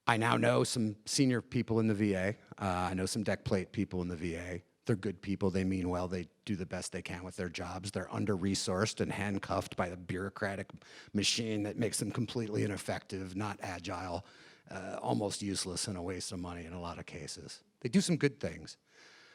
But for guys coming back with PTSD, putting them on benzodiazepines certainly is bad enough. That was one med for me. I know plenty of guys are on 10, 12, 15 medications. As the side effects come up, they just give them another one to treat the side effects. Nobody knows what the interactions on these drugs are. These polypharma cases are disasters. This is why 44 veterans a day are killing themselves. It's not 22 anymore. I don't know if you guys saw that study. Duke and the University of Alabama just put out a study. They had neglected guys on active duty and drug overdoses. So that 22 a day, that's the old number. It's more like 44 a day. I kind of wonder if it's higher. But anyway, I went to the VA. I went through about 18 months of an administrative maze that led to no cheese whatsoever. I eventually got an incompetent provider who, I walked in there, spilled my guts like I just did to you. And she nodded and smiled and said, oh, we're going to do all these great things for you, meds and counseling and all this great stuff. And then I come back the next week and she's like, okay, remind me your story again. She didn't take any notes. Well, that was my last appointment with her. So I left that part out, or that was earlier. So I was done with the VA. There was no chance I was going back to the VA at that point. So I'll get to the end of the story here.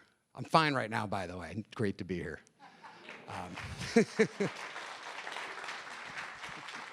Had a car accident on the way here in the rain. Yeah, smashed my truck up pretty good. I'm surprised I was able to get here, to be honest with you. You can't kill me. You can try. Can't kill myself. So the last chapter of my story, and then I'll get down off stage because I'm sure I've hogged up too much time here.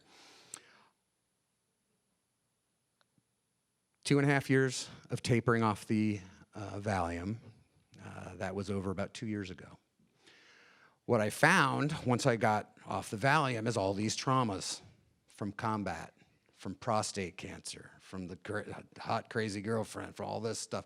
All this stuff was still there. I wasn't processing any of it because I was medicated out of my mind. So all this stuff was still there. So I started feeling better from the benzodiazepines. I still have some symptoms, but started feeling a lot better. But now I had all this trauma that was 10 years old plus. Hadn't been processed at all. So I was able to get up and move around, and I got up to 260 pounds there at one point. I'm back to about 210 now. I got a little more to go. I was just living a miserable life, and I needed to do something about that. But I was just so happy to be alive at that point. I wasn't necessarily seeking anything. And this is where Kid and I reconnected. So Kid is part of an options trading group called Top Gun Options. The guy who runs that, his name's Wiz Buckley, another fighter pilot, did really well in the markets after he got out of the Navy and started a charitable foundation called the Top Gun Fighter Foundation that does all kinds of stuff. I think, Bing, you know him from way back, don't you? You were Squadron Bros, I think, way back, yeah. He was a good dude. So he did really, really well. And he wanted to start using that money he made for some good. So he started the Top Gun Fighter Foundation. And he did all kinds of things with that money. There wasn't any really narrow channel for anything, but he was approached by a SEAL by the name of Marcus Capone.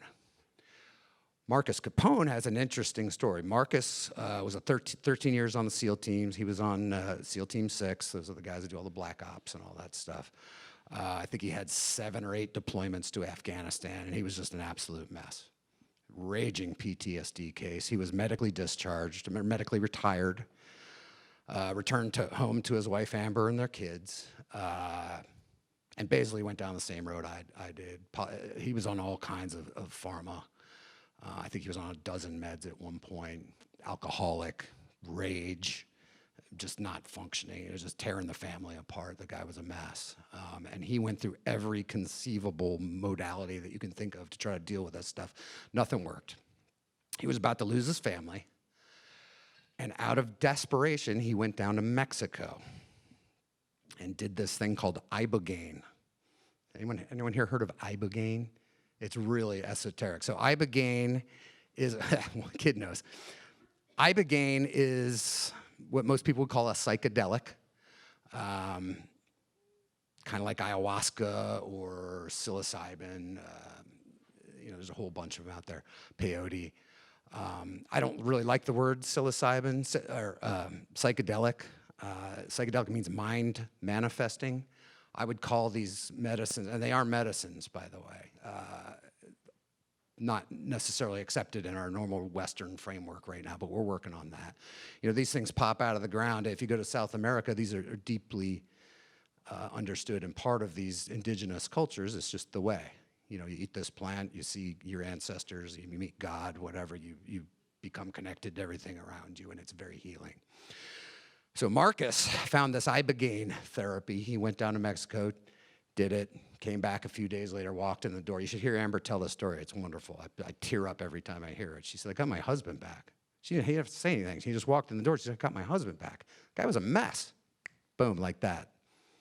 Better. So Marcus went to Wiz. Marcus and Amber started something called VETS, Veterans Exploring Treatment Solutions. So Marcus wanted to take this to other guys in the SEAL community. And he did. He just started rounding up his bros and finding ways to pay for them to go down and do this psychedelic-assisted therapy down in Mexico, because this stuff isn't legal here. All this stuff is Schedule I. There's a whole story behind that. Has anyone seen the Netflix series How to Change Your Mind? Yeah? Have you seen 9 Perfect Strangers? That was a good, you should check that out. There's a book, Michael Pollan's book, How to Change Your Mind. Everybody has to read it. If you're anywhere near veterans' health issues, you have to read that book. I promise you, you will not be disappointed. It is the definitive primer on this stuff, the history of it, how it works. There's a lot of new science coming out that actually supports what these indigenous cultures have known for thousands of years. We're going to put that all together.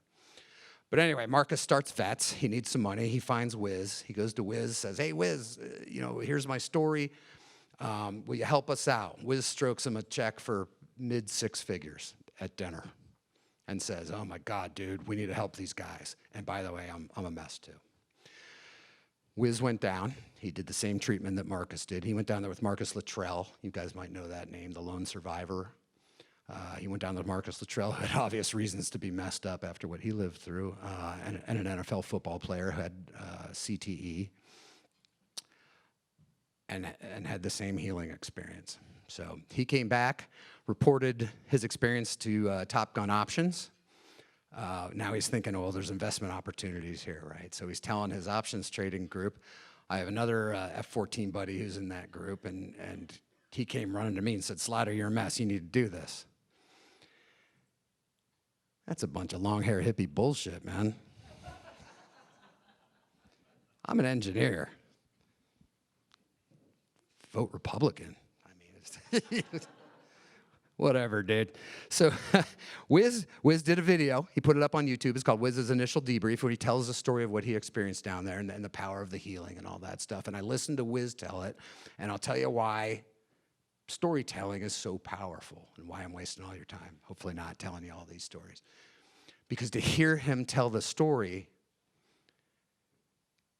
to hear the story told by someone I know and trust from my community, highly trained professional community, a very disciplined operators here. We're some of the most highly trained professionals in the world, I would argue. To hear a guy like him come back and tell me he went and did this crazy thing and it worked, gave me permission to do 2 things. One is to be a human and say, I need help. And I'll tell you, guys who spend a lot of time in combat, they can't ask for help. It's only a flesh wound. The other thing it did was it gave me hope that this might actually work. I went down and did it myself.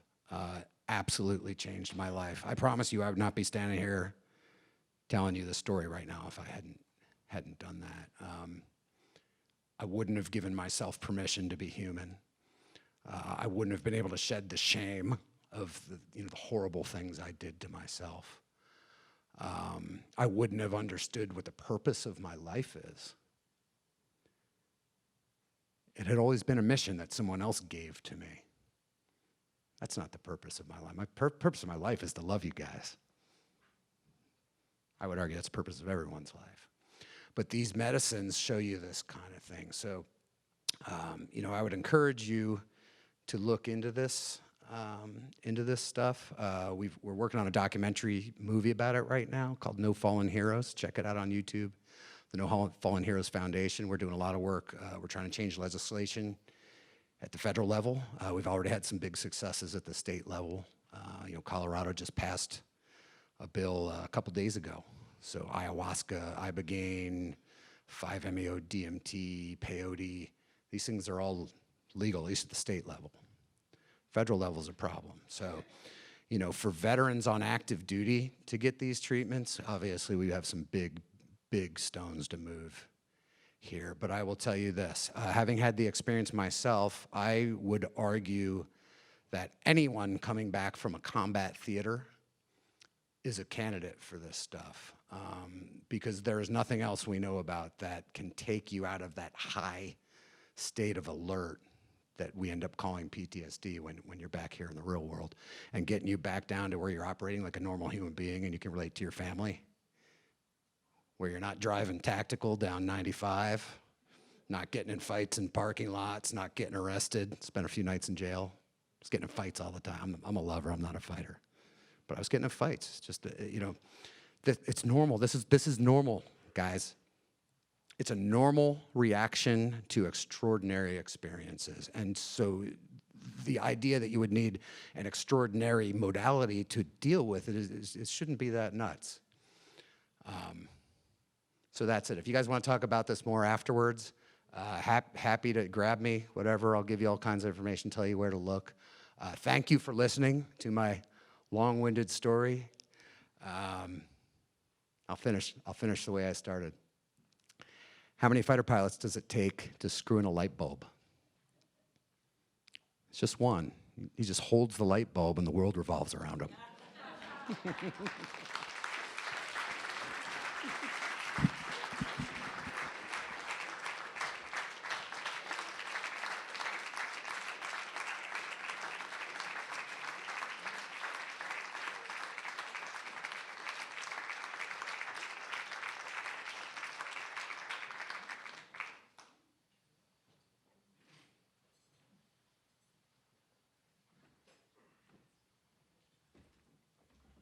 This is so unfair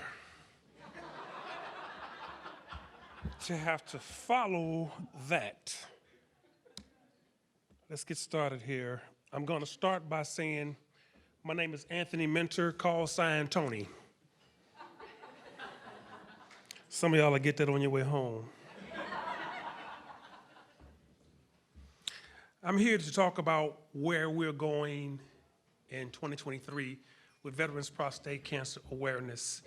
First, I want to say thank you for everybody who came today and who participated in and supported us thus far. And your support, your participation is key to the success of Veterans Prostate Cancer Alliance Awareness. And I'm not going to stay up here long. We're going to go ahead and get going here. I want you to see something as we begin, because it really emphasizes the reason why we do what we do. Step to the side. Approximately 1 in 8 men will be diagnosed with prostate cancer in their lifetime. So men, listen up. This episode is for us. That's right. Today on The Balancing Act, we've got the 411 on prostate cancer and an exciting imaging innovation that can provide information to help with the management of this disease. I'm really excited about the show. Look, The Balancing Act starts right now. My name is Tony Minter. I'm a retired military veteran. I served in the United States Army as a flight paramedic. I'm Commander Mike Crosby, call sign Bing. I retired United States Navy. I retired in 2009. In 2011, with the Phoenix VA, I started to check my PSA annually. And so then in 2015, the results came back at 14.7. And that was an alarming result.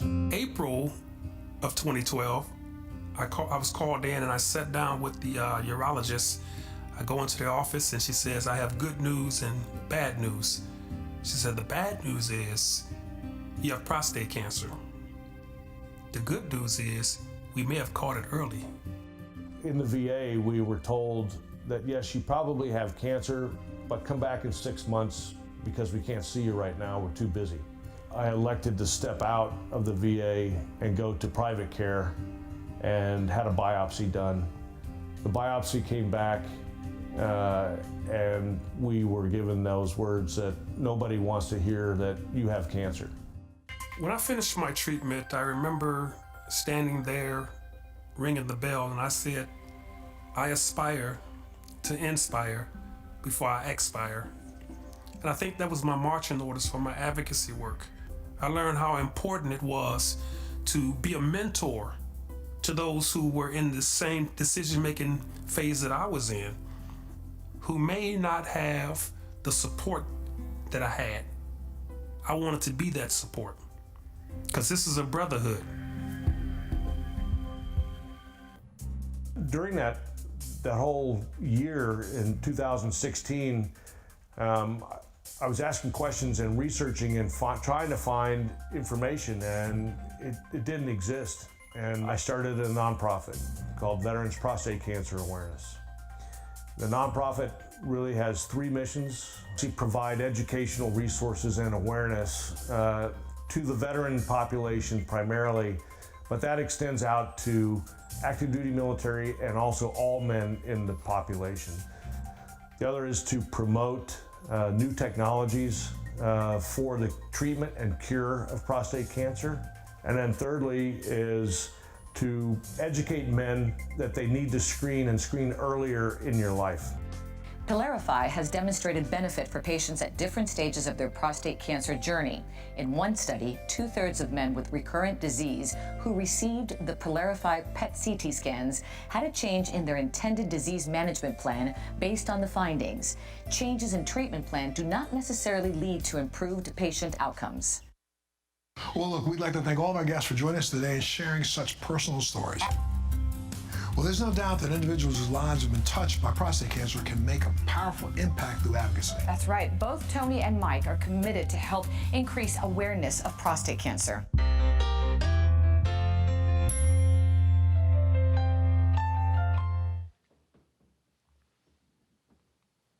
Thank you. That video was just an excerpt of the full show. It was a 30-minute show called The Balancing Act Done with Montel Williams. And we have it on our site, the full version. And it would be something really good to go to the website and look at so you can get the full picture. Because what's missing is the support that we have from our spouses in this journey. In our 2023 effort with Veterans Prostate Cancer Awareness, we know that prostate cancer has surpassed breast cancer and the diagnosis and death in the UK and Australia, and now here in the USA.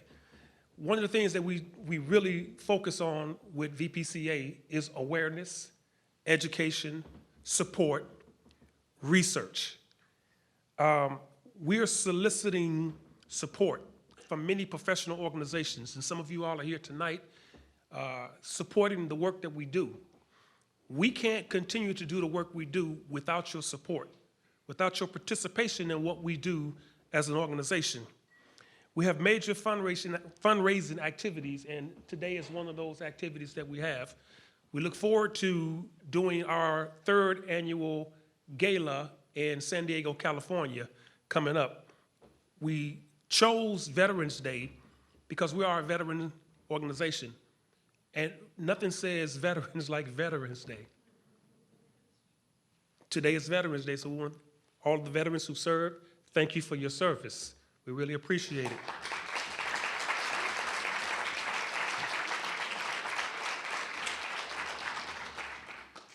One of the ways that we have decided that we need to tackle this whole prostate cancer issue is a campaign called What's Your Number? What's Your Number is a series of public service announcements to educate men on the need for knowing what your PSA number is. It really begins with knowing what a prostate is. But numbers have always been something for men, especially military. We have numbers in our units, our aircraft have numbers, and so numbers have always kind of drawn men in. What's Your Number is a campaign that deals with early detection. If you don't know what your number is, then you probably haven't had a PSA. And so this campaign that we've done is designed to get men to start thinking about this question. See, questions have a way of soliciting thought. Questions have a way of opening up an opportunity to discover. So the What's Your Number campaign is intended to raise awareness and encourage men to understand the importance of screening. We want to make sure we emphasize that that the PSA is a screening tool, is not a diagnosis of cancer. And I think that's half the battle of getting men to do the What's Your Number. Early signs of screening and detection, diagnosis, has been proven to significantly impact your journey in prostate cancer. The longer you wait to be diagnosed, the worse that the symptoms may be, and the less options you have. So early detection is important. PSA test as well as the DRE and mammograms have been used by doctors for prostate cancer and for breast examinations. You often see a mammogram van.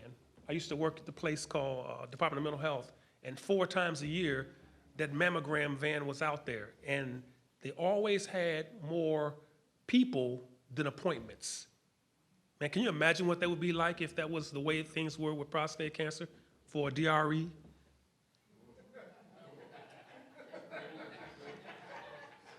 Yeah. So even though PSA has been a standard for prostate screening more than 30 years, the interest and knowledge continues to be significantly lower than the general public. And statistics bear that out. And what you see here is the difference between screening for prostate cancer and for breast cancer. I'm gonna take this off. I don't know if everybody know, I'm a pastor also, so sometimes when you put a microphone in my hand, I wanna preach, and I'm trying not to do that. Amen? So this screen, there we go. This chart here shows that there's a difference in screening for breast cancer than there is for prostate cancer. This is the difference between a PSA test and a mammogram. Significant difference. Significant difference.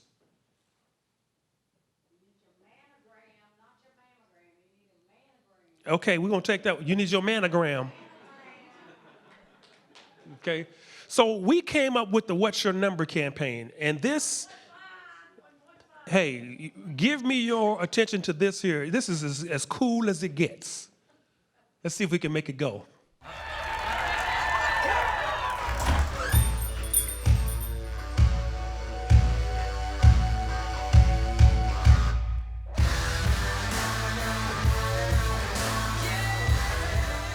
What's your number? Not that number. I want to know your PSA number. PSA number? If you don't know your PSA number, I won't be needing this number.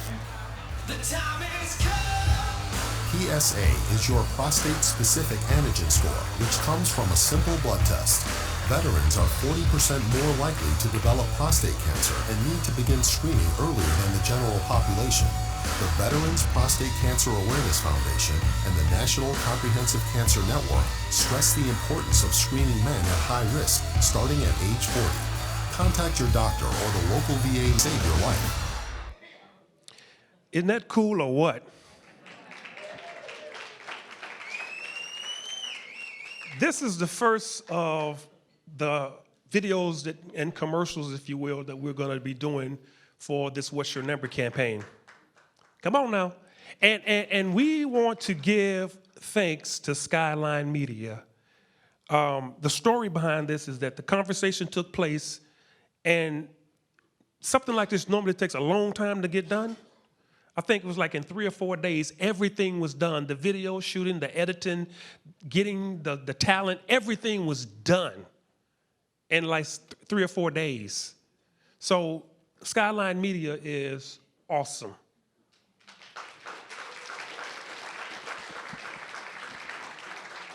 Now, as you would expect, to do something like this isn't cheap. You need funds, and we believe that this is far-reaching, that we're able to reach so many more people, so many more men, so many more corporations through this particular campaign. We need your support in getting it out there. Support advertising. What's your number? Wouldn't it be nice to have your name in that blank spot as supporting this effort? We're looking at the NFL. We're looking at the NBA, sports where men are really actively engaged and involved. Again, it takes funds to do this. We can host cameo appearances for you. Y'all saw Mike in there, right? Cheesing and grinning, and Chris cheesing and grinning. We can have you as a cameo in there also. We need your support for this campaign. What's your number?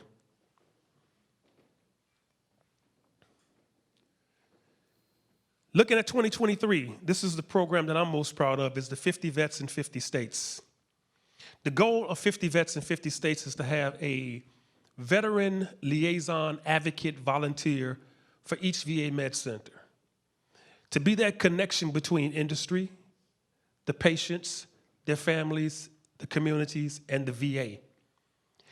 Right now, we have about 38 volunteers, and the goal is 172. In order to bring these veterans on board, to educate them and to prepare them to serve, again, it takes funding. And so we're soliciting support to help us establish these liaisons in every VA. These liaisons in 2023 are going to be taught how to start up and manage support groups within the VA medicines. This is key. This is something that has never been done. Now, they have support groups inside the VA for breast cancer, but not prostate cancer. And in the VA, prostate cancer is more prevalent than breast cancer. So one of the ways that we're looking at doing it is the 50 Vets in 50 States program to help us to change that dynamic.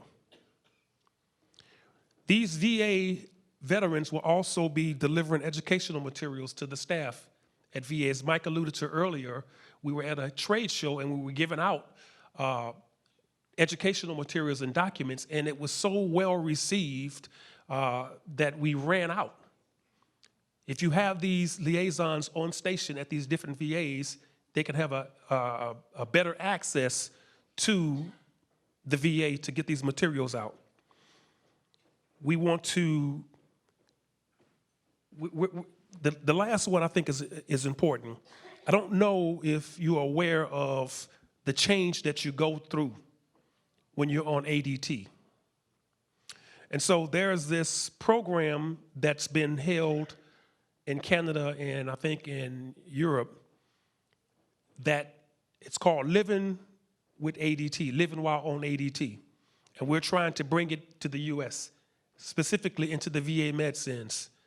And Living on ADT addresses, it is a training that you have to go through before you prescribe ADT. And it talks about the changes that you're going to go through. It talks about the hot flashes. It talks about the growing of man boobs. It talks about your manhood being taken away and you're feeling like a woman, the night sweats and all of those other things that you go through. Can you imagine how devastating that is for a man? And so what's been happening in the past is they put you on this ADT and they don't tell you what to expect. With that comes depression. With that comes a lot of the things that were talked about earlier. And if it's not managed properly, it can have devastating effects. So we're working to bring this program to the United States and specifically to the VA medicines. Another one of the programs that we're focusing on in 2023 is the aviator study. Now, you've heard about what we're looking at trying to do with it.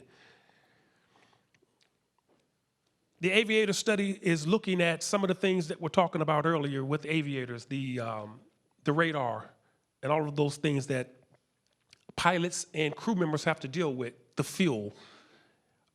It's designed to collect DNA from those who are in aviation, specifically pilots and crew members, to try to determine if there's a cause and effect or a connection between the cancer that they're dealing with and the conditions of the aircraft and the conditions of the airfield and things like that that involve aviators.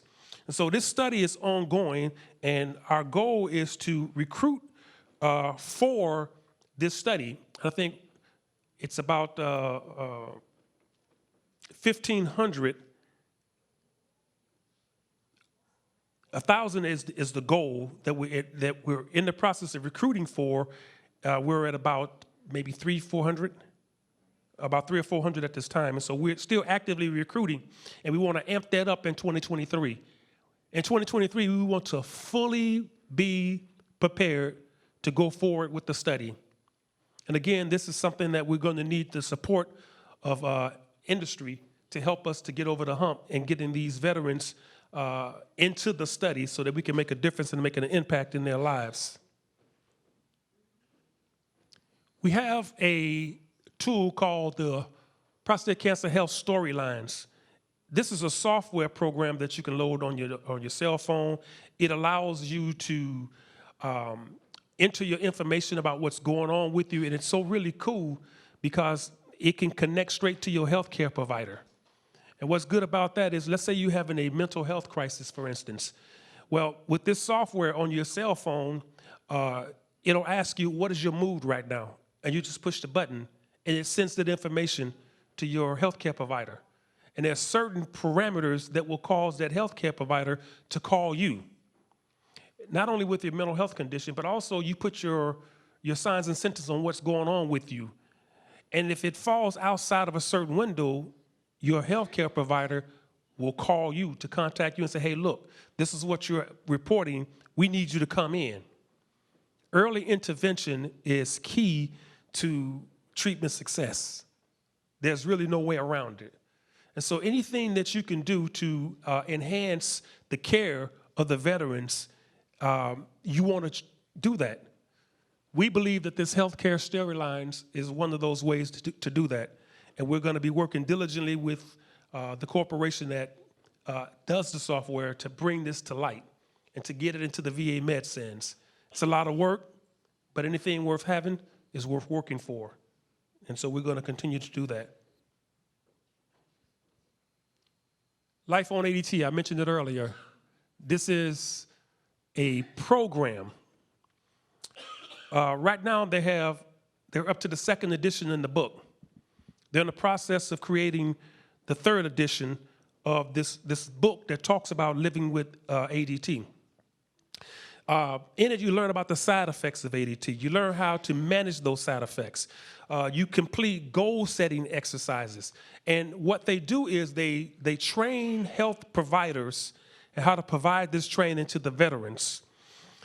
The veterans, before they receive the ADT, will have to go through this training. Once they complete the training, they will receive the book. And so we have a company that has partnered with the corporation out of Canada to bring it to the U.S. to support them in creating the 3rd edition of this book. We're looking at 4 VA medicines as pilots for this program, Living with ADT. And of course, the goal is to have it at every VA that's prescribing ADT for our veterans. That's the goal. So in 2023, you're going to see us more active and engaged in making this happen. We're also launching our VPCa newsletter. In this newsletter, you're going to hear stories about patients living with prostate cancer. You're going to hear about the latest research that's going on in prostate cancer research arena. You're going to hear testimonials from physicians and patients. You're going to hear about medication discoveries, research opportunities to enter into trials.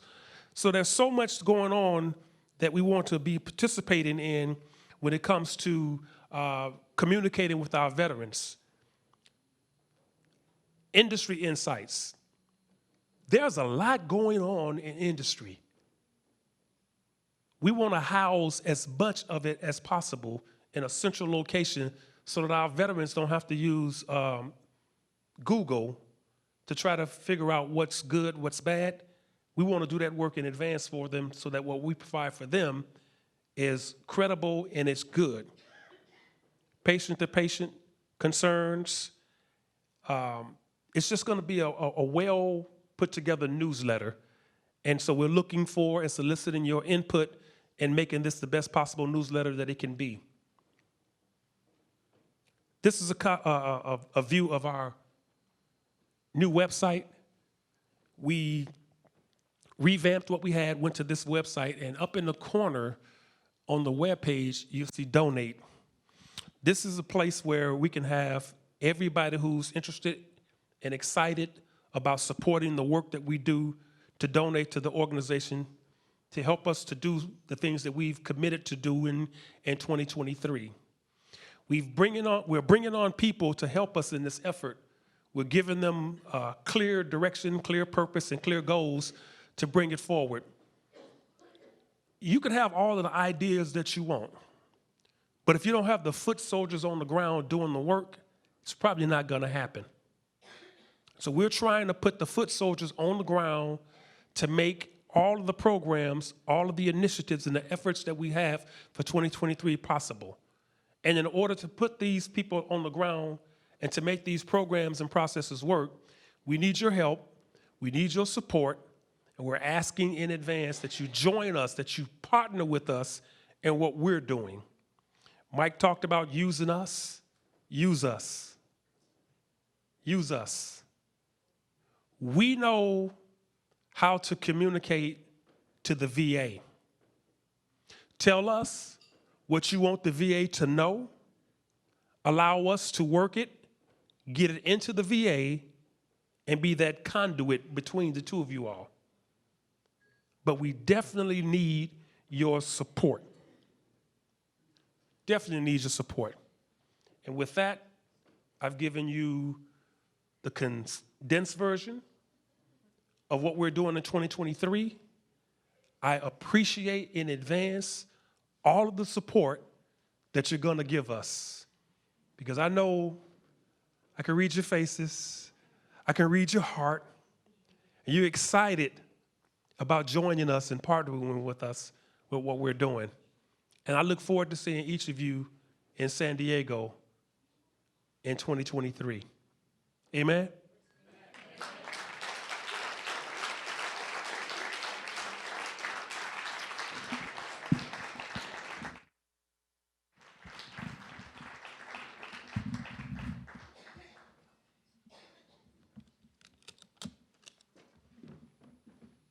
Okay, thank you very much.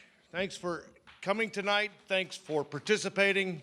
The drinking lamp is now open. It's now on. If you'd like to grab an after-dinner drink, we encourage you to please socialize and ask any questions. I see one. Bruce?